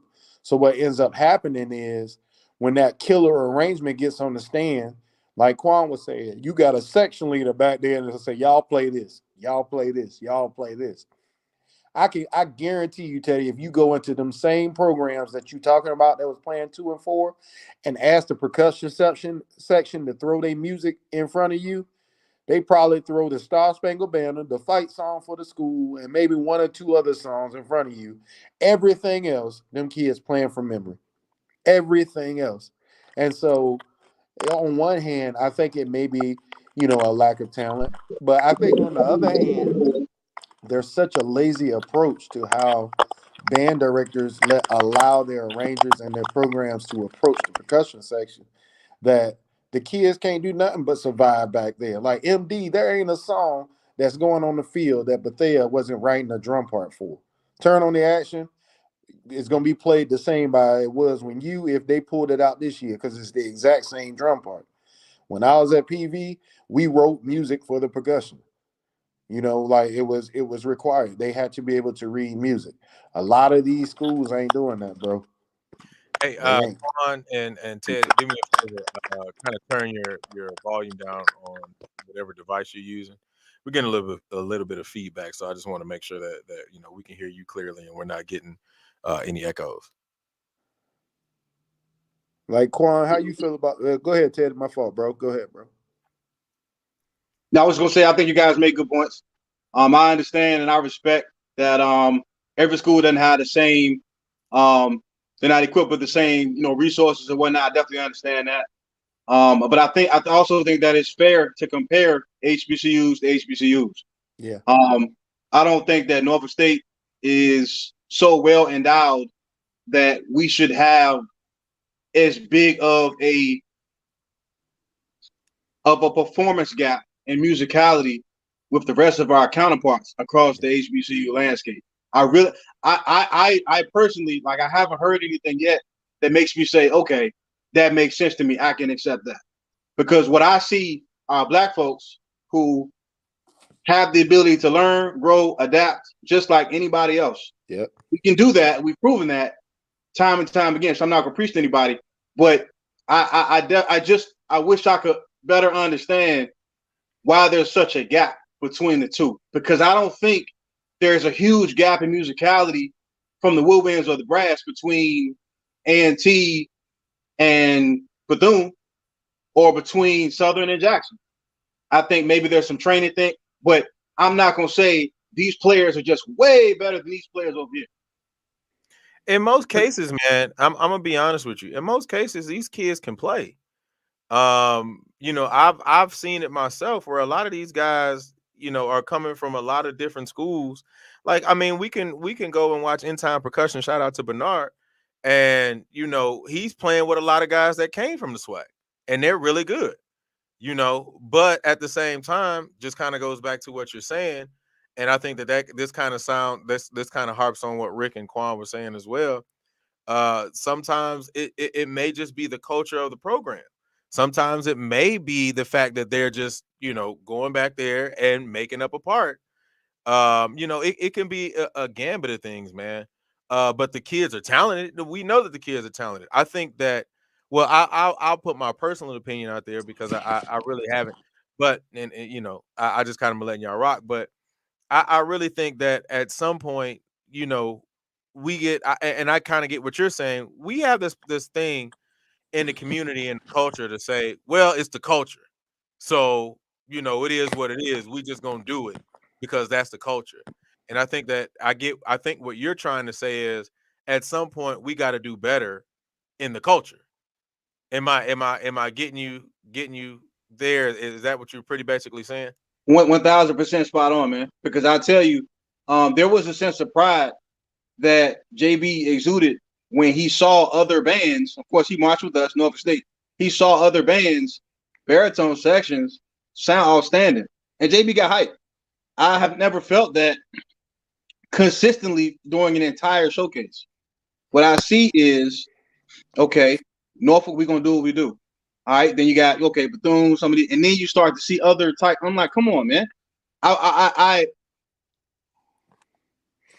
have a hard time swallowing that. I just gotta accept that, because that's just the way it is in HBCU culture. When I know that Norfolk State University is an HBCU. Well, I'm gonna say this. I mean, technically, you really don't have to accept that. I mean, because I think what you're saying is you want to see better for the culture. At the end of the day, I think what ends up happening is we end up limiting it to this thing called, well, this is SWAC way and it's the MEAC way, which is an argument that we've been having for a very long time, which I think is I personally think is garbage. Um, and I say that only because of the fact that we miss the idea of musicianship sometimes when we get to that point. Um, I think that we always try to put And don't get me wrong, I do see that there is a difference between approach sometimes when it comes to the SWAC and the MEAC, but I do believe that we got to stop using that as the excuse, right? Well, the MEAC plays that way, so blah blah blah blah, or the SWAC plays that way, so blah blah blah blah. Like, I think that we should all be pushing ourselves to better quality of musicianship across the board. I think that's true, but I also think we need to leave space for originality. I mean, Sure. what is good to one group may not be good to another. I think that's why what you were saying, Julian, with the adjudication, like I try to keep it very even keel because I've been in both conferences, and I think, and I'm sorry, I don't want to offend anybody, but I think when it comes to wind instruments, I think the SWAC is the best conference for wind instruments. When it Bruh. comes to percussion, I think the MEAC is the best conference for percussion. We talk about talent. Southern Southern gets, in my opinion, some of the best talent that's coming out of these HBCU style bands. They have great wind instrumentalists across the board. So, in addition to whatever their staff is doing, when you already are working with something great, all you got to do is turn the right bolts and you're going to come out with a great product. As opposed to what we did at PV, where we said, not only do we get exceptionally talented students, but we also going to teach our tails off and make sure that these kids are being successful on no matter what instrument it is. PV has 2 wind ensembles, not one. PV has 2 jazz bands, not one.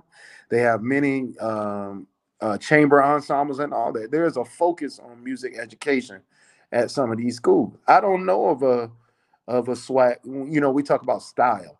I don't know of a SWAC band that plays with tonal bass drums. But that doesn't mean that, these kids aren't out participating. I don't really see many SWAC drummers participating in DCI. I don't think it's because they can't. I don't think they may be interested. And if they are, cool. But I see a lot of SWAC horn players participating in DCI. Shoot, PV, one of PV's trumpet players was our soloist. I teach the Bluecoats. He was our featured soloist this year, and he goes to an HBCU. So I think that there are different interests, there are different, styles. I think that that's a real thing. And I also think that what Teddy is saying is true. We all need to step our game up because there was also some timbre things and some articulation things that even the best bands can make better. Southern, great band. Southern needs to work on attacks and releases. We all got something that we can be better at. I just think that having high standards, like Teddy is saying, is the ultimate thing that comes out of this conversation. As a band director, you set the standard for your band, and they must meet that. And if they don't, it's your job as the band director to teach in a way that's going to help them meet your standard. And right now, Teddy said that these bands ain't meeting the standard. So the directors at these schools, step your games up. You know who you are.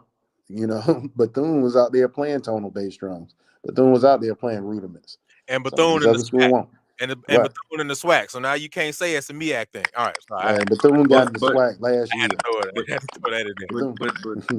but let me say this. So at Prairie View, we do have tonal bass drums.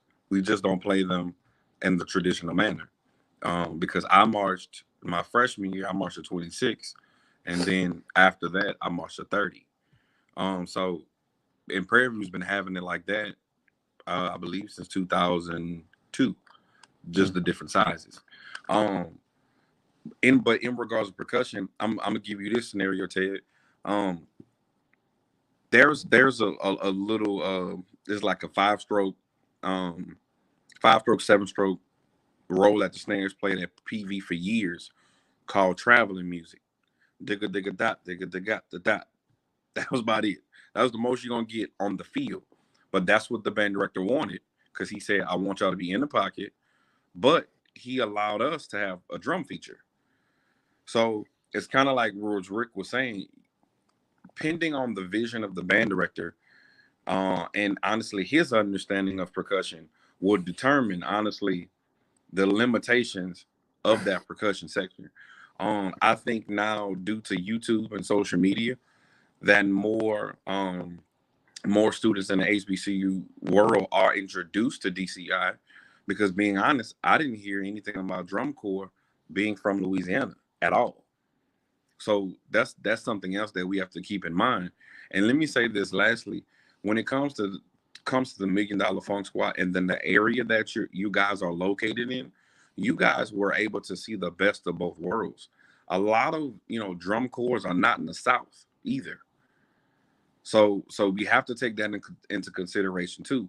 Now, of course, in Texas, it's different. But if you're talking about Louisiana, Mississippi, those schools honestly only deal with themselves.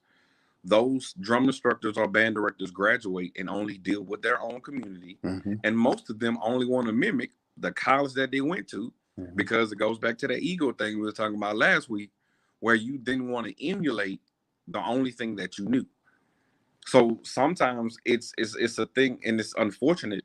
It's a handicapping of, man, this is all I know, and this is what I want to do, and I want to relive my glory days through these kids, instead of creating something that's completely different and out the box. So, All right, Yo, man. that's an excellent answer, Quan. That's a great answer, dude. I appreciate you sharing that insight with me, dude, because I really didn't know that it was that way, and I definitely didn't think about it from that standpoint. As far as where Norfolk is located and everything that you said, well said, dude. I really appreciate you providing that. So I guess just like what Rick said, the onus then is on the directors. No more hot cross buns, yo. Like real talk. If a university came onto a field and marched to hot cross buns, I know that wind players and brass players will be as upset as I was yesterday listening to what I listened to. Mm-hmm. No more hot cross buns, yo. If you are a music professional, if you are a director of bands, and you don't know enough about percussion to push your percussion section, hire somebody to do it, because you get a paycheck. Now, if you can't afford to do it, find a way. KK Psi, Phi Mu Alpha, TBS, there are resources out here. So maybe I sound arrogant, maybe I sound pompous. I'm really, really sorry. I'm not trying to be that way. But in my opinion, percussion students are percussion students. And you guys just said a lot of these kids have the ability to play it. But Quan just said they have not been exposed to it. That is a problem that the educator has to address. That's his job. That's her job. That's what they signed up for. They deserve to be pushed just as much as the trombone player deserves to be pushed, because they're all paying the same fee to go to that university. Mm-hmm. So that percussionist should not leave with their degree 4 years from the time they entered as the same percussionist because the instructor doesn't know any better. That's not an acceptable answer for me, because I love percussion. right. And I want to be able to enjoy percussion the same way JB enjoyed the baritones when he heard them play yesterday. And it is a disservice to those students who are paying money to become better students that they don't even get exposed to hybrid rudiments, to what a Shirley Murray, like, come on, man. Like, come on, y'all. No more high cross buns, man. That's not fair to the students. Quan just said it himself. I think I'm well within my right to say what it is that I'm saying because of what Quan just said. Like, no more high cross buns, man. If you don't know it, find somebody who does. That's it, man. That's all I got. Man, I wanna go ahead and put it out there. Yeah, that man Teddy killed it, man. I'm tired, man. Like these students from the heart, dog. like Hard, dog. these students, man, they can play. But they probably better than anything we ever could. These kids can play. And if we give them an opportunity, who knows what they can do with that joint, man? Who knows what they can do? We got kids going overseas playing every instrument. Like, why can't we get more of that from HBCUs? I refuse to believe we can't do better. I refuse to believe it. I refuse to believe it. So I agree with everything you said, but it's two factors that I just want to bring up real quick. So number one, for the percussion culture, and I'm only speaking for the South because that's where I reside. Yeah, So, and after this, let's get one more final thought, or we're gonna wrap this part of the conversation up because we've been on this for 4 hours. So in regards of like the culture, you got to realize like in the South, and I don't know if they do this on the East Coast. Like when you talk about battling, I'm gonna battle you because like when we came up, we battled on rudiments, right? On how you can manipulate the rudiments. That was one thing. What I realized, drum corps, the way they battle on, hey, do you know Cheesy Poos? Let's run that together real quick. Oh, the diddle warm up from the Blue Devils. Let's go and run. It's a different culture aspect. Also, in regards of percussion playing from one to the next, and again, $1 Million Phone Squad, in my opinion, was privileged to that. That's one. And then number two, some of these percussion instructors are dying in these seats, and they want to sit in those seats forever. But that's a whole different topic and conversation. Yeah, they both. And just for the record, these Julie, you ain't shit, dog. Oh, sorry for cussing, but these drum corps, they ain't battling each other because they ain't worried about that. They battle each other on the judges sheet. So that's the end of that. Which is why I am all for adjudication. Man, Teddy, appreciate you, bro. Appreciate you coming in, man. I appreciate all your thoughts. I mean, you can Man, we stay. got to get Teddy back on the show, bro. Yeah, if you want to stay and hang out with us for a second as we move on, you can. But I appreciate all your thoughts, bro. Wanna actually send some well wishes out to Baton Rouge real quick, man. Torrance Spears. He has a lot of comments, and he just actually said that his comments are coming in late because he's out in Baton Rouge, man, and dealing with the hurricanes and all that stuff. But I do want to correct something that you said. Langston's band director is from Prairie View, Mark Gordon. So unless you're talking about an assistant, but everybody else that you name from the other programs are Southern directors. But then that does leave a really big question mark, right? Because if we go back to all the stuff that we've said, all the stuff that we said last week, the weeks before, during Talk That Talk, is if we're only teaching what we know, then is everybody starting to look like Southern? That can be a completely different conversation that goes a completely different way. But I just want to put that out there, man, and see what your thoughts are on that. But just moving on, man, just to keep talking about the National Battle of the Bands, because there was two programs that we didn't talk about, obviously Southern, but the other one was North Carolina A&T. We didn't have a conversation about North Carolina A&T yet. I do want to put it out there that I thought their show was decent. I'm gonna be honest, I expected a lot more. It was kind of stale to me. I expected a whole lot more than what I saw. Those all-purpose girls, man. Golden Delight, they do what they do. I think that sound-wise, I didn't really think that they were that as bad as. Yeah, I don't think that they were as bad as I've heard them before. So yeah, I really think that they did a good job. I think that their show was respectable. But it did get a little bit stale, in my personal opinion. I think A&T, like you've been saying all night, A&T went out there and they A&T, but it wasn't like the A&T you're used to. Correct. Like, one thing I want to say something positive. I think A&T for the HBC world is pushing drill right now. I think what Gary is doing with that band, and I'm gonna just give you a few examples. You talked about Golden Delight and how they're the multi-purpose group.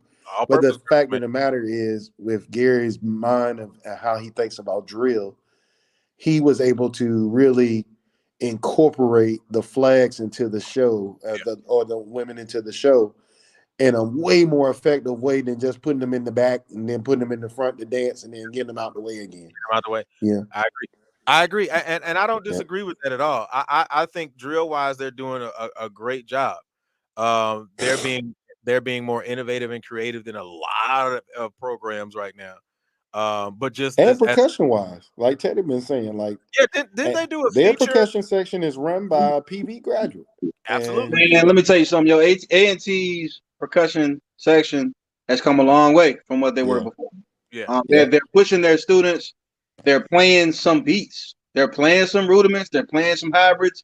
They're mixing that stuff in, and they're also doing what they do as far as being entertaining. They are proof that it can be done. Yep. That you can do both if you decide that you want to. You ain't got to be Hey man, Norfolk, we gonna do what we do. But A&T, they decide that they want to do things a little different, but they're still playing music. It's not high cross buns, yo. Right. So And I I'm mean, and that's great. I'm gonna be honest as a program, because like you said, Rick, A&T, and there's nothing wrong with that. As a program, the one thing that I do appreciate about A&T, just remembering how they were when I was in school versus how they are now, they're trying to be different. Yeah. They're taking the step out of the box to purposefully try to be different. And I think that was the same conversation that we were having about Talladega, where Talladega has the availability to be different because they are a school who has no football team. They are a school who really just is a marching band. Mm. And so they have the availability to be as creative as possible. And they're really just staying inside of a box, which is, to me, in my personal opinion, the Southern box. They're checking off all of the Southern ticks, and they have the availability to be a different program, a different culture, look a different way. And I appreciate A&T for actually taking that charge and stepping out there and doing something different. So I can definitely say, shout out to A&T for them actually being different. Yes. Well, Teddy, other than that, like, who were your favorite percussion sections of the night? How about that? And A&T definitely was solid. I thought Bethune did a good job. They were, fairly clean. Um, Outside of that, guys, I mean, I got to be honest with you, Yeah. it's tough after that. Yeah. Southern and Jackson, high cross buns, man, and I know they can Yeah. do better. Yeah. And again, I hate to be, I don't want to be disrespectful to anybody's craft or anybody's section.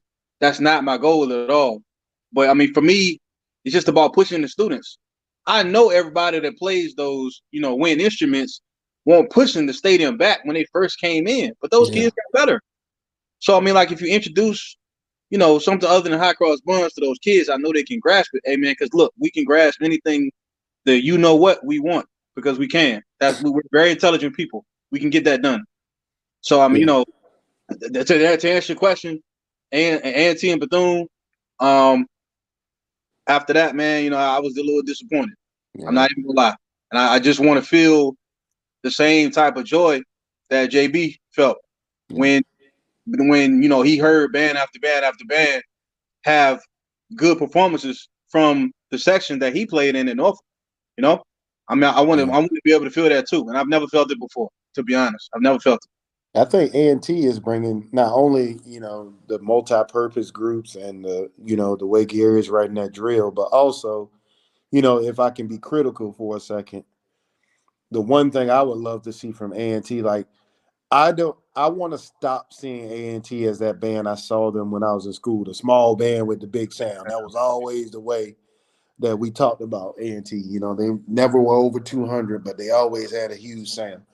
I think as they evolve and that they have the uniform change and they're doing some different things, I just want to see them be like continue to push the envelope, whether that's going completely left field from what everybody else is doing, not doing a dance routine or not standing still. And I've seen them do this before, not standing still during the dancing feature or the flag feature. Like, I want them to be even more ambitious because I think, in my opinion, even though the show may have fell flat this time, I think A&T is one of the main bands leading these HBCU bands out of this rut we've been in for the last 40, 50 years of doing the same stuff.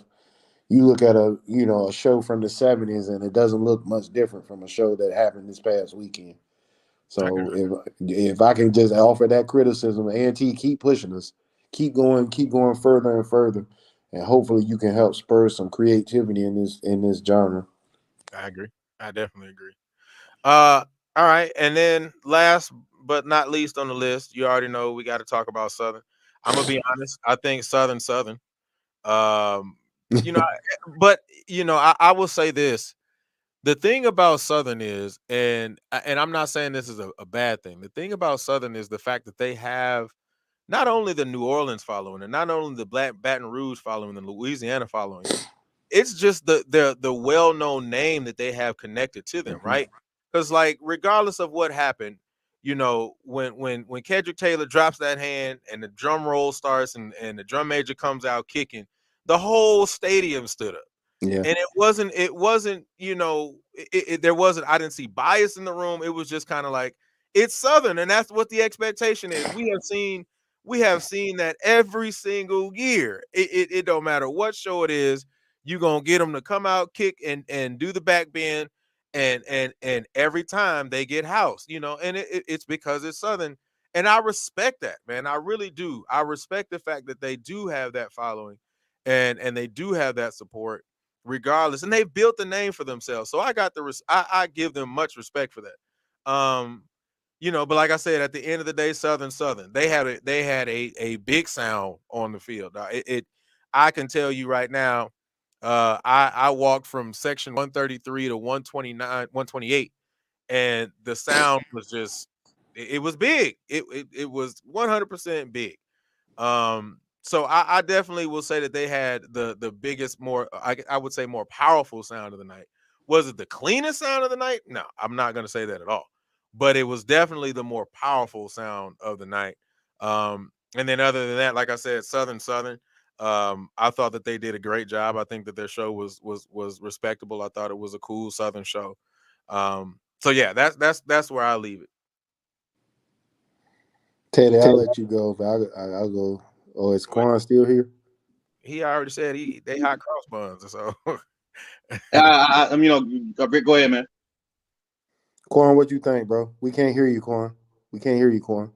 You muted. No, we can't hear you. No, he ain't muted. Get yourself together. He was eating snacks, man. Just get him together. Quan, come back in. But yeah, man, I thought. Oh, there he is. Go ahead, Quan. I'm sorry. So overall, being a New Orleanian and from that area, I agree with what you're saying, Julian, in regard of the cult following that they have. I must say that Southern has been consistent at Southern, and they don't try to go out the box. I did like that clock show, that drill. I thought that was different.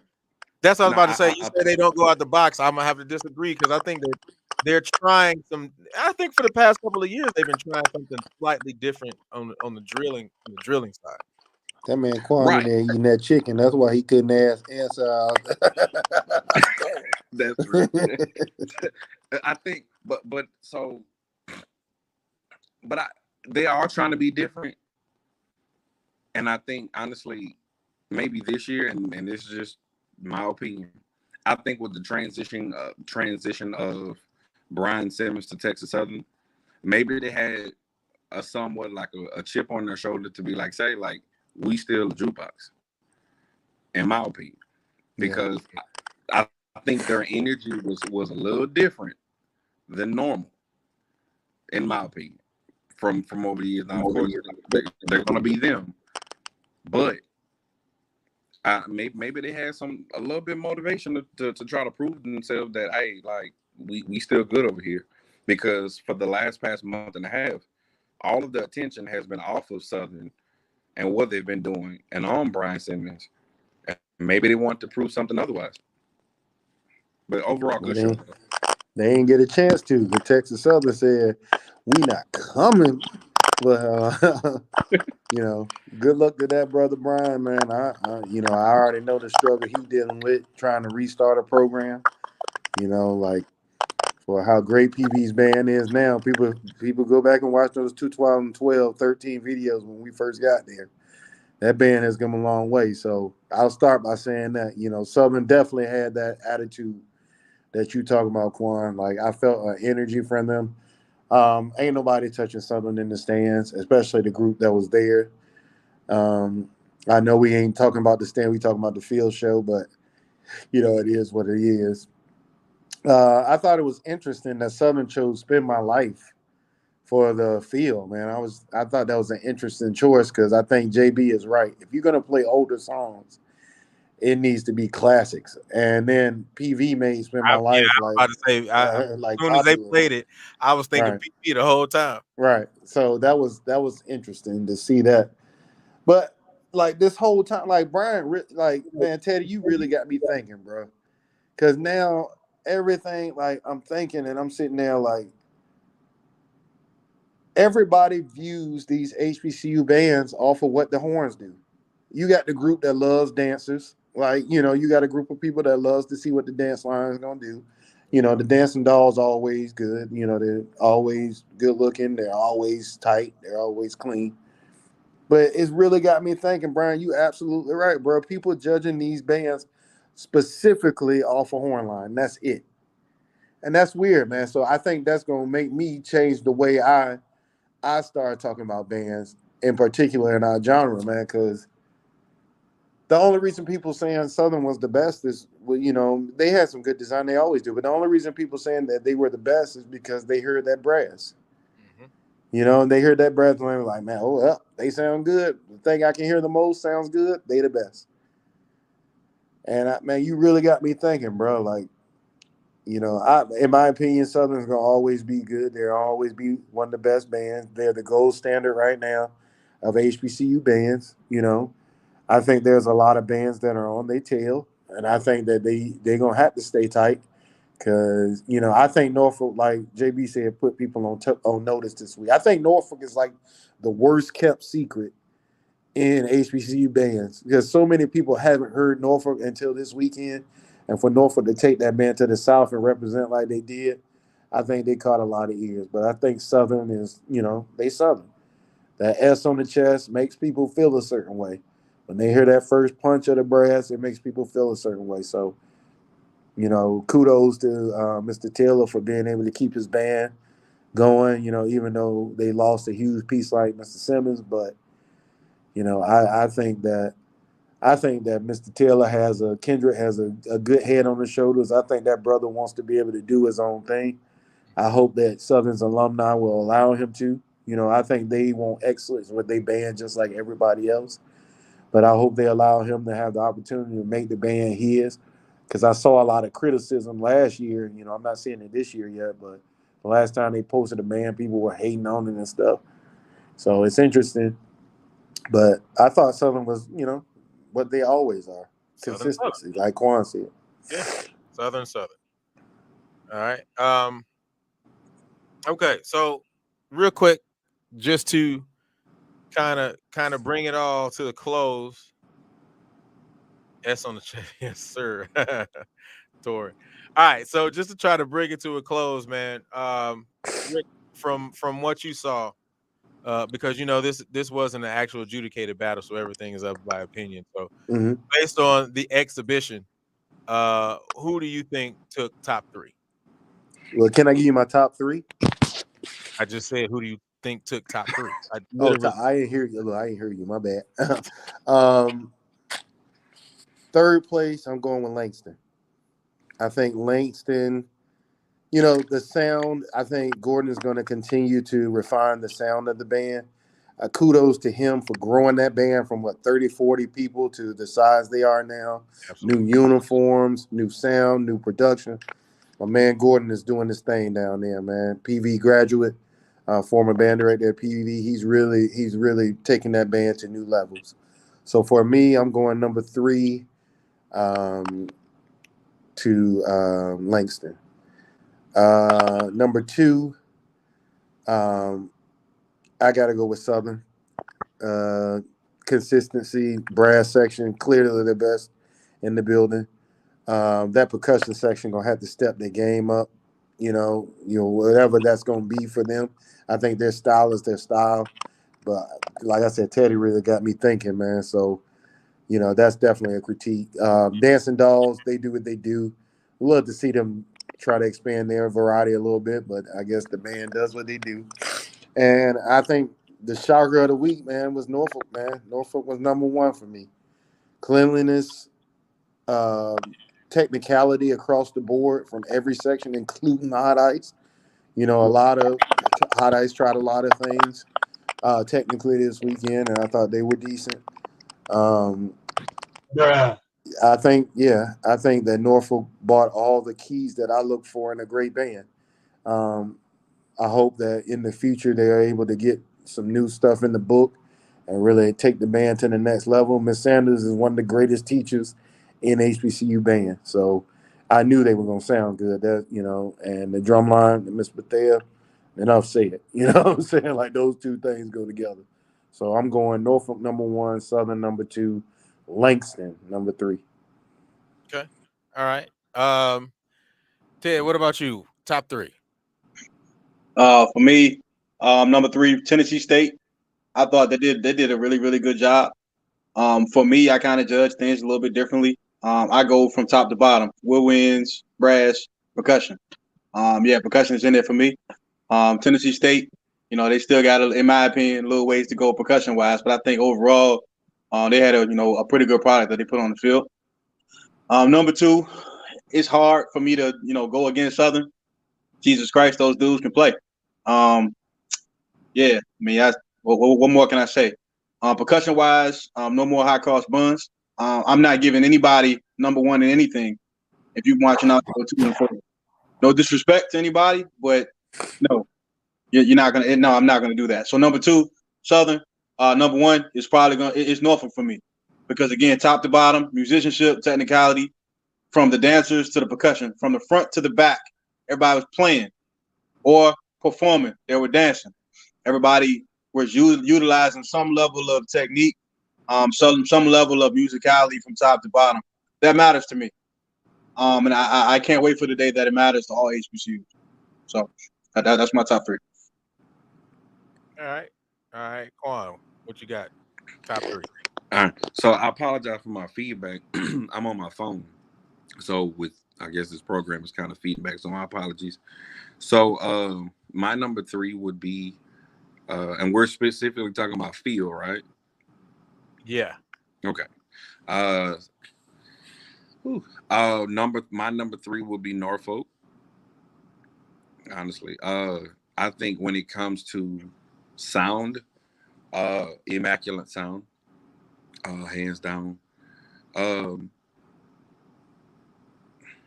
I wish the field show was somewhat a little bit more entertaining. Yeah. Honestly, but when they turned and did that open, I was like, damn, like was low key, like you just turned the radio up and it was that clear. So hands down, but I just wish it was more entertaining. Kind of like our conversation. Even I did appreciate the drum feature, being in the box, but I would have appreciated a little bit more entertainment for the crowd from the $1 Million Phone Squad. Number 2, I'm going to go with Langston. I'm gonna go with Langston. I think it was a very good, entertaining show from top to bottom. The improvements in regards to Langston Band, well, I think everybody has said it over the last few years have been awesome. And I hate to say this, but my number 1 is Southern. Bruh. I didn't too much care for the Spend My Life, but they did sound good. And honestly, from the entertaining part of adding that TikTok, had the crowd involved from top to bottom. So I gotta go with them. That's my number 1. So 1 Southern, 2 Langston, 3 Norfolk. Julian, may I add just something real quick? Quan is right. He took something that I didn't remember to say, but the drum feature from Norfolk. I got to be honest, I agree. I didn't enjoy that as much as I guess maybe some other people did, just because it's not that the music was bad. I agree with the comment that he made as far as it being a little more entertaining, but I just don't like drum features stopping the flow of the performance. Yep. It stopped the flow, and I feel like we lost the attention of the audience, because just like Rick said, it's challenging to be so technical sometimes that you lose your audience. And I think that's what happened with Norfolk at that particular moment. Drum feature that was that long, really not necessary. It messed up the flow of that performance. And I think that's a good critique. So, thank you, Julian. Yeah, man. Yeah, bro. All right. So before, because I know that I'm gonna get put on blast if I don't give my top 3. Before I say it once again, I do want to say, you know, just shout out to all the programs, from top to bottom.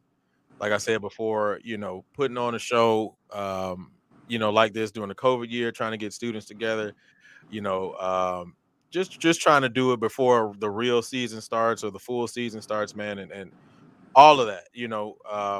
I think that I want to make sure that I give all the props to every single director, every single person who was on staff, because that stuff, regardless of what we think it is, as directors, as a former college director, just as a band director in general, we know the work that it takes just to put a program on the field, period. So to be able to do it in the time limit that they were given, in the situation that they're given, man, is much love and respect to every single one of them. So I just want to make sure I give them their props, man. All right, so here we go. My top three. I'm gonna be quite honest. I think three is really a tie for me between Norfolk and Tennessee State. Um, that's just my personal opinion. I think Norfolk did Norfolk, but I think, as we all said, the show could have been a lot more entertaining. I think that Tennessee State had a great sound that I don't think that we're giving a lot of um, focus to, because I think that we're just kind of overlooking them. Uh, and as far as the entertainment factor, I kind of think that they were around the same level of entertainment. Tennessee could have been slightly more entertaining than Norfolk, but I would definitely go sound wise. They had a big sound, so I'm really torn between third for them. So they're in the tie for me. I'm actually gonna go Southern as being second. I'm just gonna say it. I just think that Southern was second. I think that they had a powerful sound. I think Southern. I do agree that the drill concept and the things that they're trying to do, and the things that Kedrick is trying to do, which I think is really cool. It's definitely not going unnoticed. And I do respect them as far as making keeping the tradition. At the end of the day, so I definitely will go second with them. You guys are gonna actually think I'm crazy for saying this, bro, but I'm actually gonna give Langston one to me. And the only reason why. So I want to make sure I say this. I think Langston did a very good job. I think that they're growing. I think Gordon is growing that program. I think he's doing a good job recruiting. If anybody knows Mark Gordon, if you know him really well, you know he is a recruiter. At the end of the day, he will recruit. That he's great at that, man.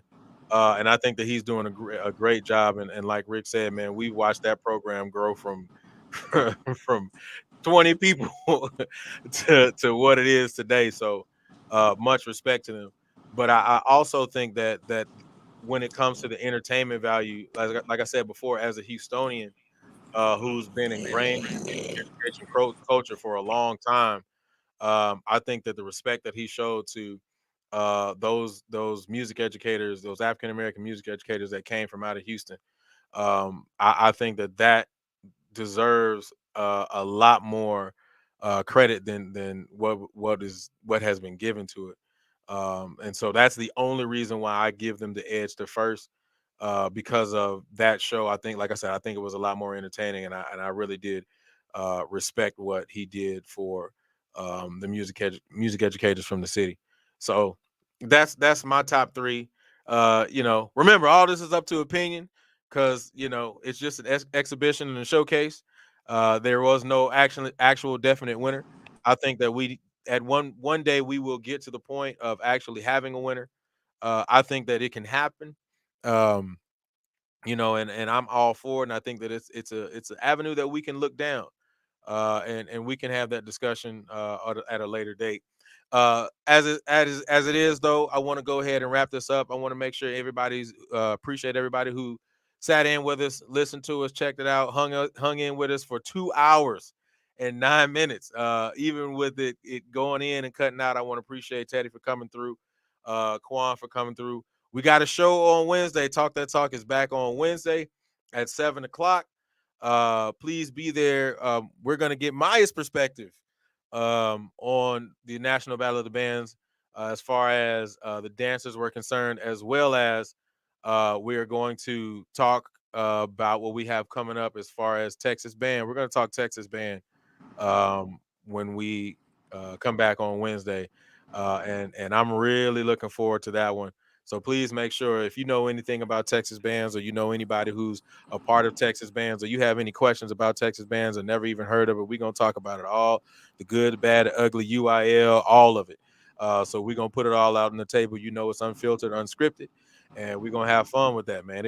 That one may go for another 2 hours. So, just get your popcorn ready and some soda, sit back, relax, and enjoy the show. I appreciate all you guys coming through tonight. Any final thoughts, man? Any of you guys, Rick, Quan, Ted? Well, I'm gonna end it like I always gonna end it, man. And that's support your HBCU. You want your band to get better. You want better percussionists in your program. Support your program so that they have the money to go recruit the best players, man. Support HBCUs. These institutions are important. I always gonna say that. Secondly, support this show, man. We got some great topics. We got to get my man Teddy back on here, Julian, man. He brings an interesting perspective to the show, man, him and Quan. So we got to get these brothers back on here. Yeah, And Quan is lastly, on the next show. Quan is guest right, appearing on the next show because he got a lot to say about right. some Texas stuff too. So it's all And good. then finally, support music educators, man. You guys be safe at these schools, man. Going back in the time of COVID, today was our first day back, and it was actually pretty safe at our institution, man. But I know in the South, people aren't even wearing masks and stuff anymore. So be safe, my people, everybody out there, man. Just be safe and support one another. That's all I got. All right. Ted, you got something? I appreciate the opportunity to be on the show. Thank you to Julian, Rick. I appreciate kind words and all that good stuff, man. I just want to again piggyback off what Rick said real quickly. It's still a pandemic, guys. Be safe out there. Hopefully everybody was as safe as they could be down in Houston. And going forward, just you guys do what you can to be safe. And take care. All right. And Quan, you got something? Quan may be still eating that chicken box. Yeah, real quick. The only thing that I want to say is, as educators, never stop learning. Never stop learning. And I'm going to say this publicly while they can hear it. I thank God, Rick Talk, for the allowing me to meet Rick and Julian. They'd be in my back pocket. I do want to say Julian did give me my first opportunity to work with a drum corps. Coming from Louisiana that I wasn't introduced to. And bottom line, man, it's about continuously learning so that we can ensure that our percussion sections, like Ted said, it's not playing 2 and 4, but we're thinking outside the box and whatnot. So, just keep learning, keep growing. And if you don't know it, humble yourself and ask, man. Don't allow these kids to go into this world, honestly, lacking, so to speak. So at the end of the day, man, it's about growing. It's about creating legacy, you know what I'm saying, for the next generation. So I appreciate you allowing me to be on your show again. Yeah, bro. All right. And then finally, what I got to say is the way that I started. Please make sure you guys go out and support Jigarobics, man. Jigarobics was LaDante was definitely at the National Battle of the Bands, another black-owned business, man. Jigarobics will get fit while you get lit. So if you have a band program, anything like that, you're trying to get fit, man, support Jigarobics and LaDante Ayote. And as well as if you're in the Houston area, this place held us down, me and my wife. It held us down, and I want to make sure it holds you down to Velvet Taco, which was down in the Galleria area. Very good food, very delicious tacos. So I want to make sure that you also support that restaurant as well. I'm JaySouth. This is actually not the real Talk That Talk right now. We got Talk That Talk on Wednesday, but I want to make sure you guys come back to the channel. Make sure you continue to support, subscribe the channel because we got a lot more things coming up. I appreciate you guys, and I'll see you guys on Wednesday.